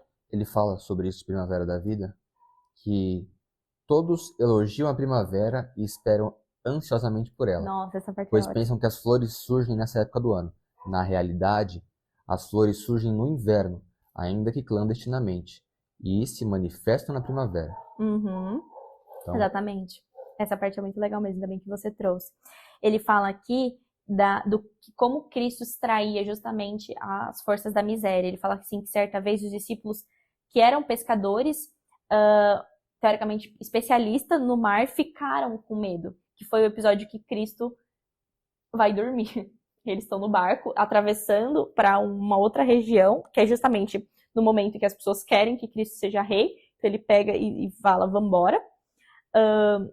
E aí ele fala, eu vou dormir um pouco. E aí, rapaz, o mar vira uma loucura. E teoricamente, quem era mais entendido? Os pescadores, Sim. os discípulos. Cristo era um mero carpinteiro antes de iniciar a sua jornada. E aí Cristo estava dormindo e eles foram desesperados em Cristo, que teoricamente não sabia nada. Assim, ferrou, a gente vai morrer, o mar tá uma loucura. E aí o Jesus, ele acorda e censura o medo e a ansiedade dos discípulos. Ele fala, quem é esse? A ansiedade deles, e com um gesto acalma a tempestade. E aí isso choca os discípulos. Eles questionam, quem é este que até o vento e o mar lhe obedecem? Aí eles entendem, se não tinha entendido antes, que já estava para entender antes, a grandiosidade de Cristo. E aí o Augusto Cury fala, o que eu quero enfatizar aqui não é o ato sobrenatural de Cristo, mas a tranquilidade que ele demonstrava mesmo mediante as situações adversas. E aí ele fala assim, que nós fazemos as nossas emoções um depósito de lixo. Eu falo isso porque hoje eu fiz isso comigo, inclusive. Uma mini situação adversa, a gente se deixa contagiar pelos sentimentos e palavras mais podres e ruins que existem, porque eu fiz isso. E Cristo, numa situação muito pior de vida ou morte, se acalmou, inclusive repreendeu. Olha como vocês são aí. Eu acalmo isso aqui em 2, relaxa. Tudo bem, Cristo conseguiria acalmar mesmo. Às vezes a gente não conseguiria acalmar, mas é aquilo. A cada dia cabe o seu próprio mal, a gente não vai conseguir controlar. Então, se Cristo conseguia controlar e se resolveu, a gente que não consegue controlar, a gente tinha que se preocupar menos ainda, porque foge do nosso controle. E aí ele fala, então, ele vai discorrer sobre isso, né, como Cristo tinha essa sabedoria. E aí Augusto Cury, ele até fala, né, que pra gente é muito mais fácil ser vítima do que autores da nossa vida. Mas o quanto isso é problemático também, né, é muito mais legal. Se você é autor, você é muito mais protagonista, mas muitas vezes a gente prefere ser vítima. E aí ele cita pessoas que gostam disso, que elas sempre querem ser a mais sofrida, sempre querem ser a que são injustiçada, ao invés de falar assim, não, porque todo mundo abraça ela. Exato, exatamente. Tadinha de São tão você. carentes desse nível. Ao invés de falar assim, não, opa, eu vou lá, eu vou fazer, eu posso me ferrar, mas eu vou continuar. E aí o Cury, ele problematiza isso, que justamente são pessoas que são depósito de lixo, que acabam aceitando esse sentimento de inferioridade, de pobre coitado, de sempre ser a vítima. E aí quando a gente entra no capítulo 10, ele fala das características de Cristo como um contador de história para conseguir se manter na memória humana. Não à toa, ele está na memória humana até hoje. Que ele fala que Cristo, então, usava a história como um bom mestre, um bom professor, é um bom contador de histórias. Ideias que colam, fala isso. Para sua ideia colar, você tem que contar uma história. E Cristo fez muito isso. Isso mostra como ele realmente foi o mestre dos mestres. Então ele usa uma série de, como é que chama? Técnicas. Não é história o nome. Parábolas. Para elucidar o que ele queria. Porque ao mesmo tempo ele contava histórias, mas ele não entregava. Ele contava histórias que a gente tinha que refletir para tirar a lição dali. Então também ele não queria que fosse algo jogado. Tá aqui o conhecimento. Não. Quero que você reflita sobre aquilo que eu tô te falando. E aí ele vai trazer todas as características de Cristo como um grande professor e amoroso ao mesmo tempo. No sentido de também, quando ele precisava, ele falava nitidamente com as pessoas. E aqui, se Cristo fosse um professor de biologia da atualidade, certamente não gastaria muito tempo com inúmeros detalhes frios sobre as células. Ele contaria boas histórias que pudessem conduzir os alunos a entrar dentro dessas células. Se fosse um professor de física ou de química ou até de línguas, também contaria histórias que conduziriam os alunos a emergir no conhecimento que expunha. Com o tempo, como acontece normalmente na educação clássica, os alunos perderiam diversos detalhes de informações que teria exposto, mas nunca mais se esqueceriam da essência dessa história contada. suas histórias e o esboço que elas produziam na memória dos alunos funcionariam como base para que eles se tornassem engenheiros de ideias. E aí aqui ele vai falar então do discurso de Cristo e inclusive do discurso de Cristo em relação a dar a outra face. Ele fala assim, quando Cristo queria mostrar a necessidade vital da tolerância nas relações sociais, ele não proferia inúmeras aulas sobre o assunto, mas novamente usava os gestos surpreendentes. Ele dizia que se alguém fosse agredido numa face, deveria oferecer a outra. E por diversas vezes ele fez isso. Ele não só falou, ele não só contou a história, mas ele foi lá, ele foi a verdade essencial. Isso é difícil. Ele foi lá e fez. Se alguém encostar em mim, eu vou sair na mão da pessoa, simples assim. Exato. Não precisa nem me encostar em mim. A pessoa foi grossa. A gente faz bate pronto. A pessoa foi grossa, você já responde na hora gritando. Se a pessoa demora pra sair do farol verde, eu já quero acabar com a raça dela. Imagina se ela me xinga. Eu não faço isso. Então, eu sou completamente descontrolada. Eu preciso de Deus na minha vida. E aí ele fala assim, se fizermos uma análise superficial, poderemos nos equivocar e crer que dar a outra face pode parecer uma atitude... Olha isso aqui, galera. Uma atitude frágil e submissa. Todavia, cabe aqui a pergunta. Dar a outra face é um sinal de fraqueza ou de força? Quando alguém dá a outra face, isso incomoda pouco ou muito uma pessoa agressiva? Aí ele segue a pergunta. Se analisarmos a construção da inteligência, constataremos que dar a outra face não é um sinal de fraqueza, mas de força e segurança. Por quê? Não é mais fácil a gente responder de bate-pronto? É muito mais fácil. Só que para você dar a outra face, você precisa ter uma força tão maior e uma segurança de si mesmo tão grande. É um controle emocional muito grande. Mano. Então quando você responde, você não tá sendo forte coisa nenhuma. Você tá sendo fraco porque você não conseguiu controlar a si mesmo. Na verdade, a pessoa tá te controlando, ela te tirou do sério. Exatamente. O que ela queria, ela conseguiu. Exatamente. E se você não responde, se você dá outra face, você desmonta a pessoa. Se você responde, você se torna escravo do seu sentimento. Exato. Ou talvez escravo até daquela pessoa. E Porque se ela sabe que ali ela consegue te Certamente. balançar, quebrar sua postura, Uhum. quando ela te atacar de novo, você é da mesma forma. Exato. E outra, você acabou a discussão. Ninguém briga sozinho. Uma vez que você se controla e não responde, acabou. Você não tem mais o que fazer ali. E aí você quebra a pessoa, tipo, como assim ela respondeu desse jeito? Que é o que aconteceu com Jesus. Como assim ele respondeu desse jeito? Quando Pilatos tenta conversar com ele, ele não responde, tipo, muito pelo... Na verdade, ele responde falando, sim, eu sou a verdade, a vida lá. Ele mesmo assim, ele fala que ele é sim, ele não vai contra a própria consciência. Mas aí Pilatos, ele até se intriga com as atitudes de Jesus. Como assim ele não tá esbravejando? Como assim ele não tá irritado? Ele tá manso. Ele tem um semblante de paz mesmo nessa situação. Ele fala aqui que, trazendo sobre isso de consciência, de segurar a emoção e sobre questionamento, ele fala, qualquer computador pode oferecer milhões de respostas, mas nenhum deles jamais conseguirá desenvolver qualquer tipo de dúvida ou possuir qualquer momento de hesitação. Só a mente humana é capaz de desenvolver isso. O computador você programa ele e ele vai entregar o que você programou, nem mais nem menos. Agora, a ponto de saber receber uma agressão, mesmo que verbal, e reagir de forma correta, só a mente humana é capaz de fazer isso sem uma programação, tipo, só com um pensamento. Sim. E aí no capítulo 11, ele vem trazendo em relação à misteriosa origem de Cristo. E aí ele fala que não tem que essa origem de Cristo, origem de Cristo humano, tá? Não origem como tudo. Extrapola a investigação científica, porque teoricamente a origem biológica dele tem um material genético só de Maria. E a ciência não pode comprovar isso, porque não tem como estudar o material genético de Cristo e de Maria. Crer nesse fato entra na esfera da fé, aquilo que a gente falou, não tem como estudar isso. Portanto, extrapola o campo da ciência. E se por um lado a ciência não pode estudar o processo de geração biológica de Cristo a partir da carga genética de sua mãe, por outro lado também não pode dizer que é impossível fazer isso. Eles não podem nem negar e nem aprovar. Por quê? Porque a ciência está começando agora a compreender algumas possibilidades de clonagem, bem como seus riscos e benefícios. Aqui ele não está falando que Jesus foi clonado, mas falando, se agora a gente está começando a entender sobre clonagem, certamente a gente ainda não entende em relação à origem deste homem.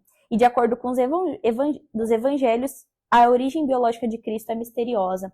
Isso também mostra como que a origem de Cristo e como a história de Cristo é inconcebível para a nossa mente humana. Porque você imagina um cara escrever uma história de um ser que foi nascido de apenas uma mulher. Ainda que Cristo fosse um personagem criado, ainda assim seria o cara que criou esse personagem seria acusado de loucura. Certo. Quer falar alguma coisa sobre isso? Ele fala aqui sobre fenômeno Han. Eu tô procurando aqui. Ah, sim, é a resposta automática. Um poeta eu tô procurando Registro automático de memória. Isso. Fala aí sobre ele que eu não achei aqui ainda. O fenômeno Han é assim, toda vez que a gente passa por uma situação traumática ou de grande impacto pra gente, a gente tem um registro automático de memória. E a gente tem que tomar muito cuidado com isso. Porque o nosso cérebro, ele capta mais informações do que nossa parte racional consegue compreender. Então, todo tempo ele tá captando informações, só que ele tá filtrando o que me interessa e o que não me interessa. Ou o que ele acha que me interessa ou não. E esse registro automático de memória, ele fica guardado num lugar que a gente não sabe acessar. E às vezes, por exemplo, você é um cara extremamente grosseiro. E aí eu vejo que existem características suas que eu sei que é quando você vai ser grosseiro comigo.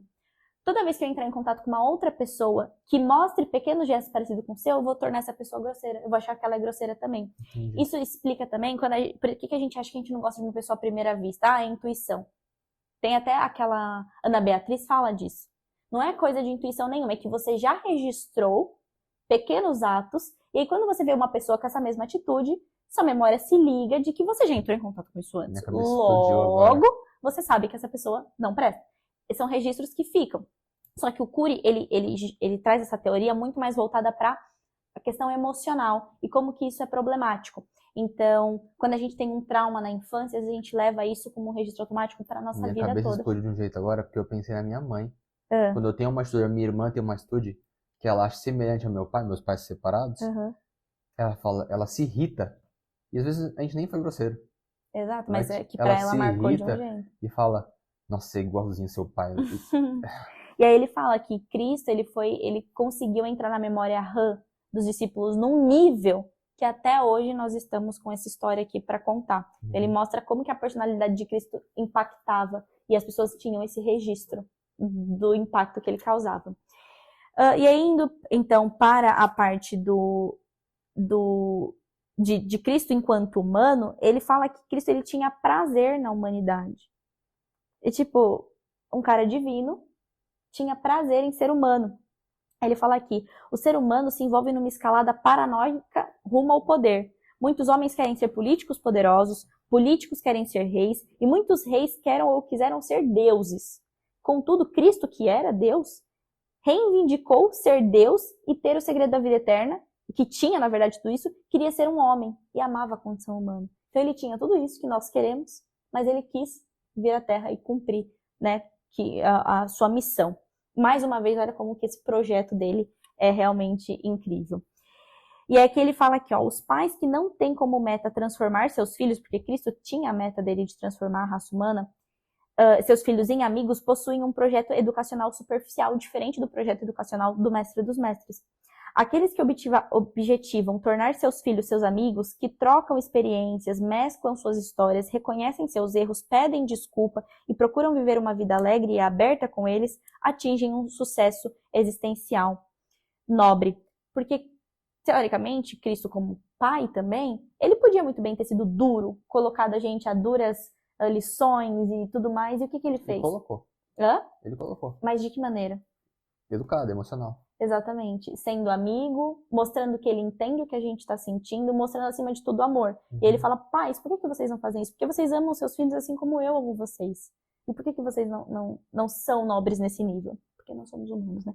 Os pais que apenas propiciam aos filhos boas escolas e regras comportamentais não conseguem estabelecer com eles as diretrizes de um relacionamento mais profundo. Então, Cristo, ele vai muito além de regras, ele quer relacionamento. Não à toa ele veio aqui e se relacionou mais intimamente com 12 homens. Ele preza muito o relacionamento, que é o que o próprio especialista em pessoas fala, né, da importância do relacionamento.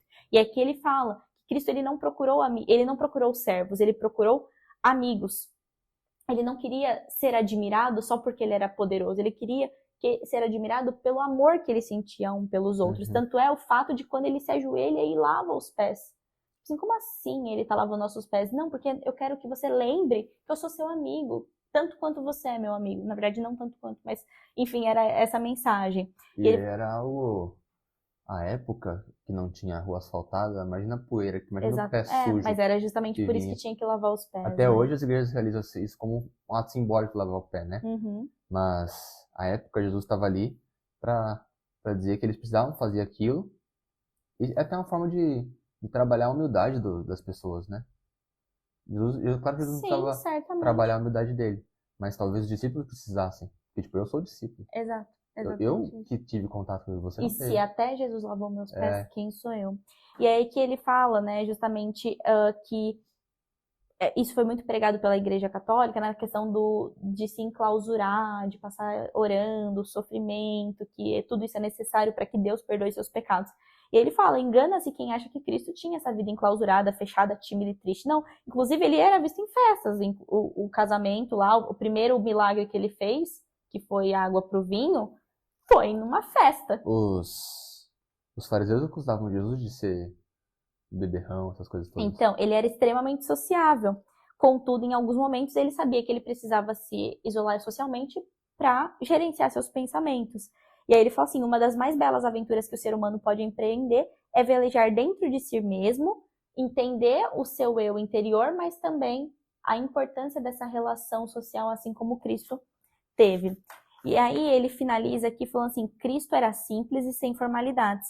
Por isso encantava qualquer tipo de pessoa em qualquer ambiente. E aí é importante que a gente busque ser como o mestre dos mestres. No penúltimo capítulo ele vem falando sobre preservar a unidade e ensinando a arte de amar, que a gente começou falando da importância, porque por isso que Cristo prezava muito o relacionamento, porque é uma das bases do amor, é ter essa relação. E aí ele fala que nenhuma unidade sobrevive sem que as pessoas que a procuram estejam dispostas a sofrer determinadas perdas para sustentá-la, que é o que é no caso da igreja, né, que ele está falando dos discípulos. Até porque não é possível haver relação humana sem que haja também decepções.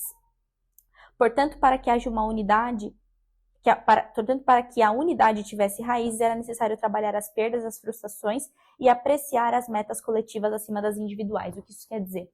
Cristo entendia que os discípulos errariam com ele compreendia que ele seria muitas vezes negado, deixado de lado, mas ele amou acima de tudo. E o amor é justamente isso, porque é muito fácil amar quem nunca errou com você. Na verdade, eu prefiro acreditar que eu não amo. Porque o amor, ele é uma premissa, eu agora, depois de ler esse livro, é uma premissa básica do amor, o perdão. Eu só sei que eu amo uma pessoa quando eu sou capaz de perdoá-la, entender que ela pode falhar comigo, mas é isso que me faz amá-la.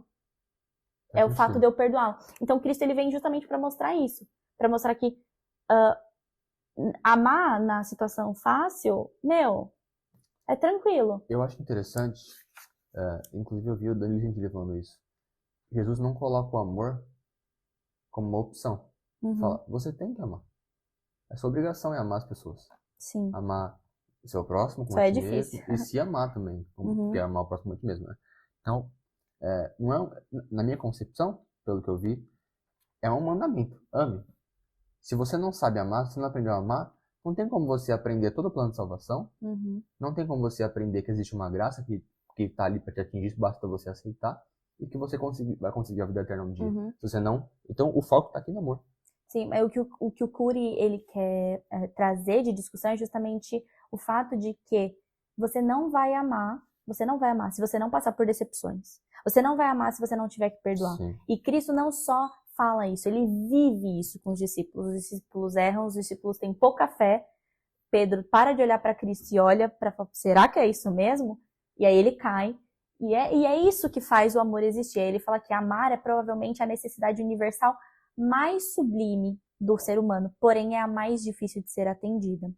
Cristo discursava sobre um amor estonteante, um amor que gera uma fonte de prazer e de sentido existencial. É por meio do amor que a gente entende a nossa função existencial. E é por isso que é a importância, inclusive, do propósito. Porque Eclesiastes fala isso, né? Eu falei já. Você juntar muito dinheiro e tudo mais é vaidade. O que importa é realmente você viver, você buscar o seu propósito nas profundezas do seu coração, que eu até que tinha mandado isso pra você que fala em Provérbios, na verdade, do propósito nas profundezas do coração. Mas o propósito, ele tá muito relacionado ao amor. Sim. E se você tem amor, você encontra o propósito, não importa que você não tenha dinheiro, o dinheiro vai ser só uma consequência. Então, até nisso aqui eu me peguei refletindo. Cadê? Além disso, ele fala ainda sobre esse negócio de unidade. Ele fala, nenhuma unidade sobrevive sem que as pessoas que a procuram estejam dispostas a sofrer determinadas perdas para sustentá-la.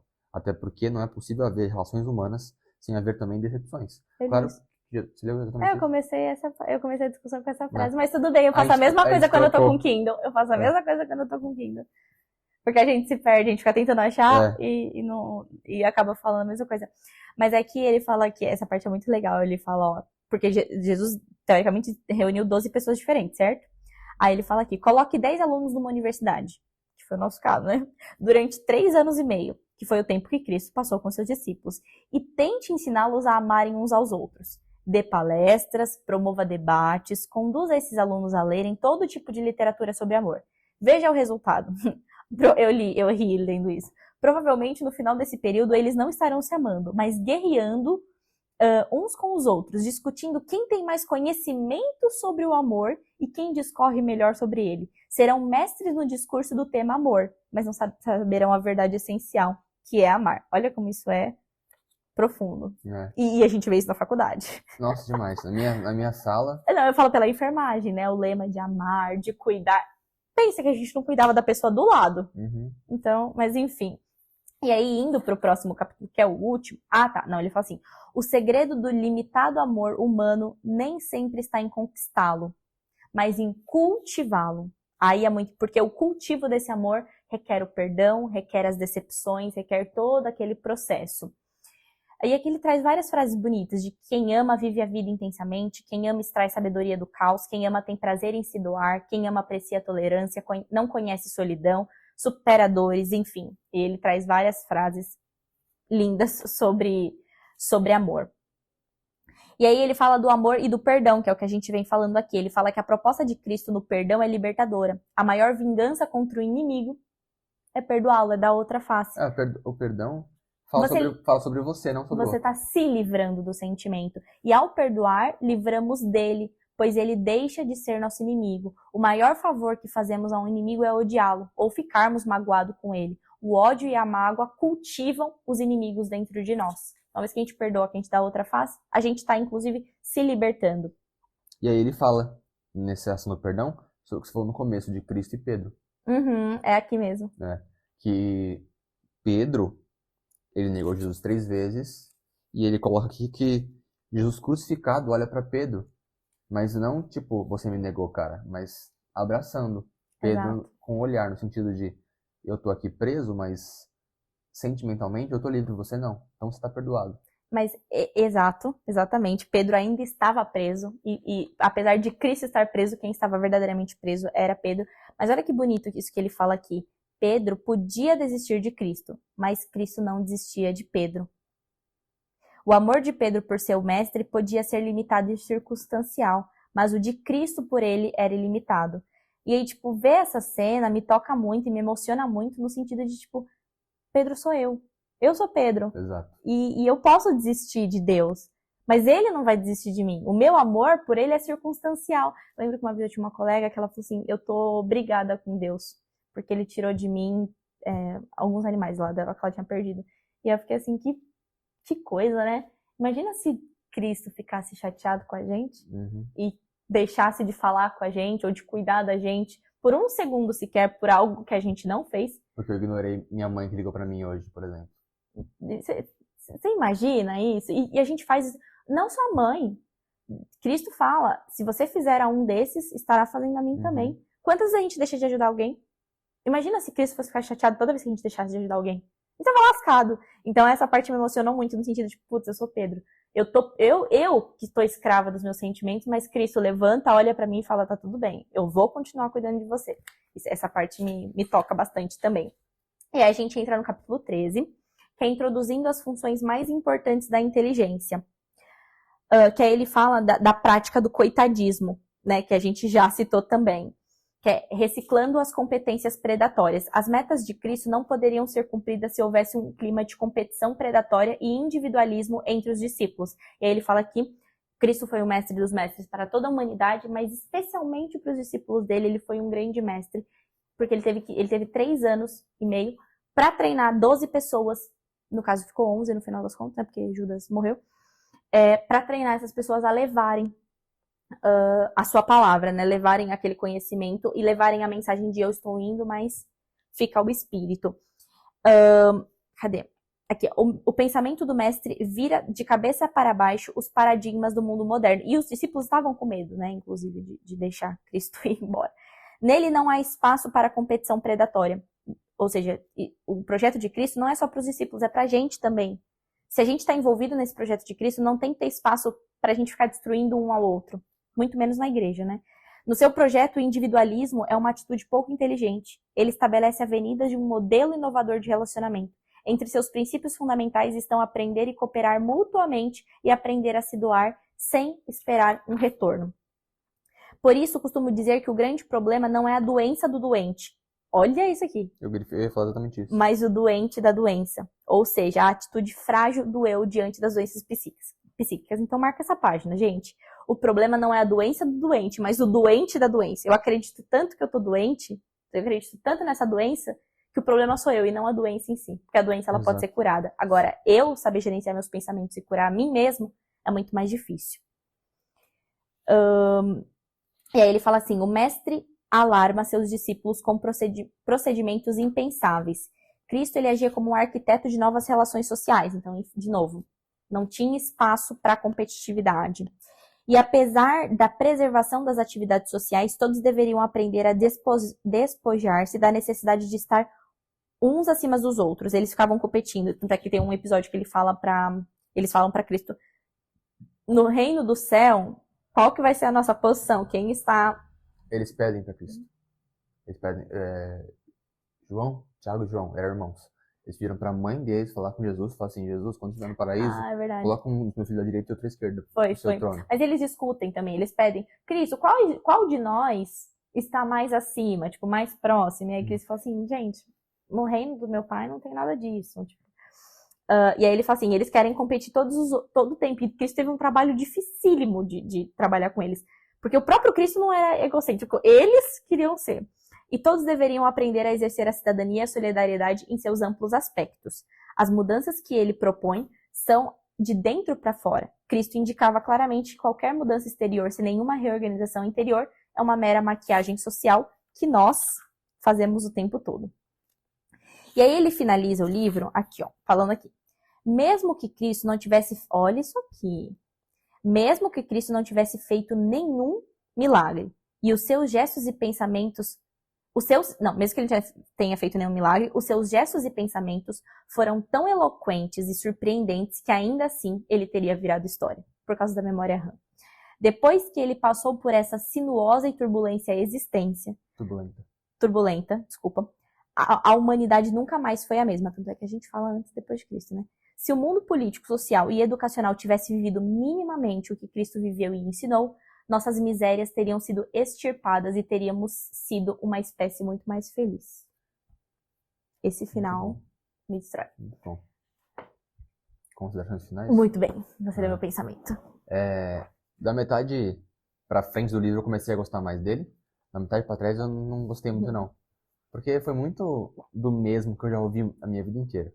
Entendi. Entendeu? Tipo, tudo que ele falou, talvez seja porque as pessoas leram ele, trouxeram para as pregações, e aí eu já vi muito daquilo. Mas da metade pra frente não foram coisas novas que eu fui analisando realmente. E eu gostei muito do livro. Eu acho interessante que o ponto do livro dele, ao falar especificamente sobre a inteligência de Jesus, a sabedoria de Jesus ali, nesse livro, né, tem outros que falam sobre outras características, mas focando na inteligência, é que, voltando no que eu fiz lá atrás também, o Nassim Taleb, ele fala que o macro atinge o micro, mas o micro não atinge o macro, não necessariamente.